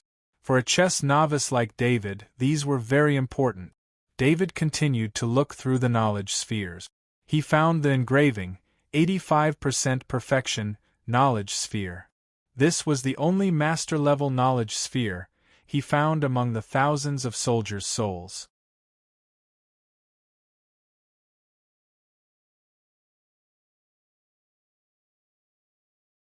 Chapter 548. Sir, the bastion is just ahead. We need to disembark and wait for inspection, Captain Hopper reported to David through his ID bracelet. I'll be right there, David replied as he tidied up his belongings. When David arrived at the cockpit, he could already see the bastion's silhouette through the transparent porthole. David revealed his ID bracelet to the bastion for inspection. Welcome, Colonel David. You have the Knight of the Nation medal. Please follow the instructions and enter the express passage. The voice of a bastion soldier came through the comms. Thank you, David said. David remembered that the Knight of the Nation medal gave him the privilege of not having to wait in line anywhere. He didn't think it was a good thing, but he didn't think it would come in handy. Following the bastion's guidance, Haste bypassed the ships waiting to enter and headed for another tunnel. In fact, special passages were reserved at all important checkpoints. These passages were prepared in case of emergencies. This action of the haze startled the other ships, but no one said anything. On one hand, it was obvious that the haze was no ordinary ship. It was a large military battleship modified, and not something ordinary people could own. On the other hand, those who could use the special passages were people they couldn't talk about. Haste docked at the port where the special passage was located. David, Captain Hopper, and the rest of the crew disembarked. It wasn't until now that David realized there were more than 300 crew members working on Haste. He couldn't help but shake his head. Fortunately, Captain Hopper was there. He didn't even know his crew had expanded to this size. When Captain Hopper had welcomed him, he'd been accompanied by veteran crew members. I didn't expect Haste to have so many crew members. Thank you for your hard work, David said to Captain Hopper, who stood beside him. Sir, the number of crew members is still too small. We can only maintain the minimum operating standard. If we want Haste to be at full strength, we'll need at least 2,000 crew members, and they'll need experienced ones, Captain Hopper said with a wry smile. It was very difficult to recruit crew members in the war zone. The crew members here were all old subordinates that Captain Hopper had contacted through his previous connections. Then continue to recruit people. The crew members will be paid according to the highest standard. I'll leave it to you, David said with a smile. He had long since passed the days of worrying about credit. The two of them walked forward. However, they had only taken a few steps when they received the message that the scan had ended. I didn't know the special passageway was so special. It was Captain Hopper's first time using the special passageway. He didn't expect the scanning speed to be so fast. In the past, it would take him an hour or two to complete the inspection, but this time, it only took him a few minutes. If it wasn't for the fact that this kind of scan was harmful to the human body, they wouldn't have allowed the people on the ship to disembark. The scanning time was simply too short. David smiled and returned to the haze. David had been very careful. After he left the spaceship, the shadow attendant flew into the sky and observed the surroundings. To his surprise, after passing through 2 checkpoints and arriving at the teleportation gate, he did not encounter any unexpected situations.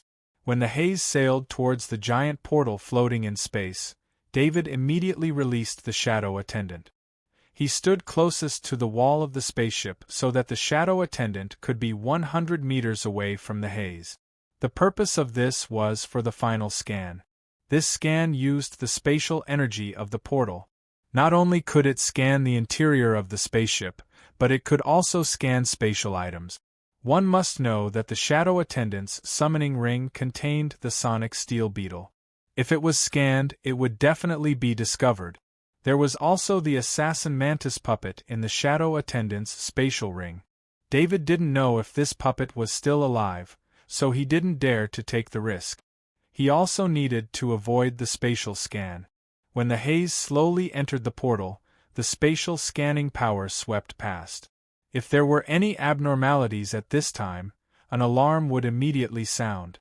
However, at this time, the shadow attendant was outside the scanning device, so it wasn't scanned. David's mind remained inside the shadow attendant. When the scan ended and the haze was about to enter the portal, he called the shadow attendant back. The speed of the shadow attendant's return was like teleportation. As soon as the shadow attendant returned, the haze was wrapped in spatial energy and disappeared in a white light. When it reappeared, the black ship had arrived at another space portal. "Sir, it will take another 5 days to reach the planet of origin," Captain Hopper reported to David. David already knew this. The planet of origin was the most important political center of the Interstellar Federation. Of course, it wouldn't allow direct teleportation. Perhaps there was a teleportation that could be used directly, but it required a higher level of authority to use it.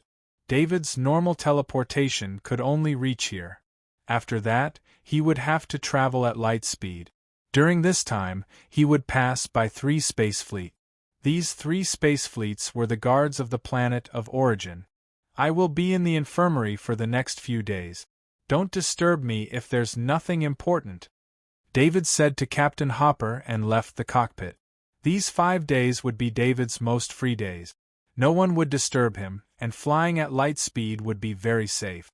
He had already planned how to use these few days. Because there were too few crew members on the haze, most of the areas on the haze were sealed off. The infirmary David went to was a sealed area.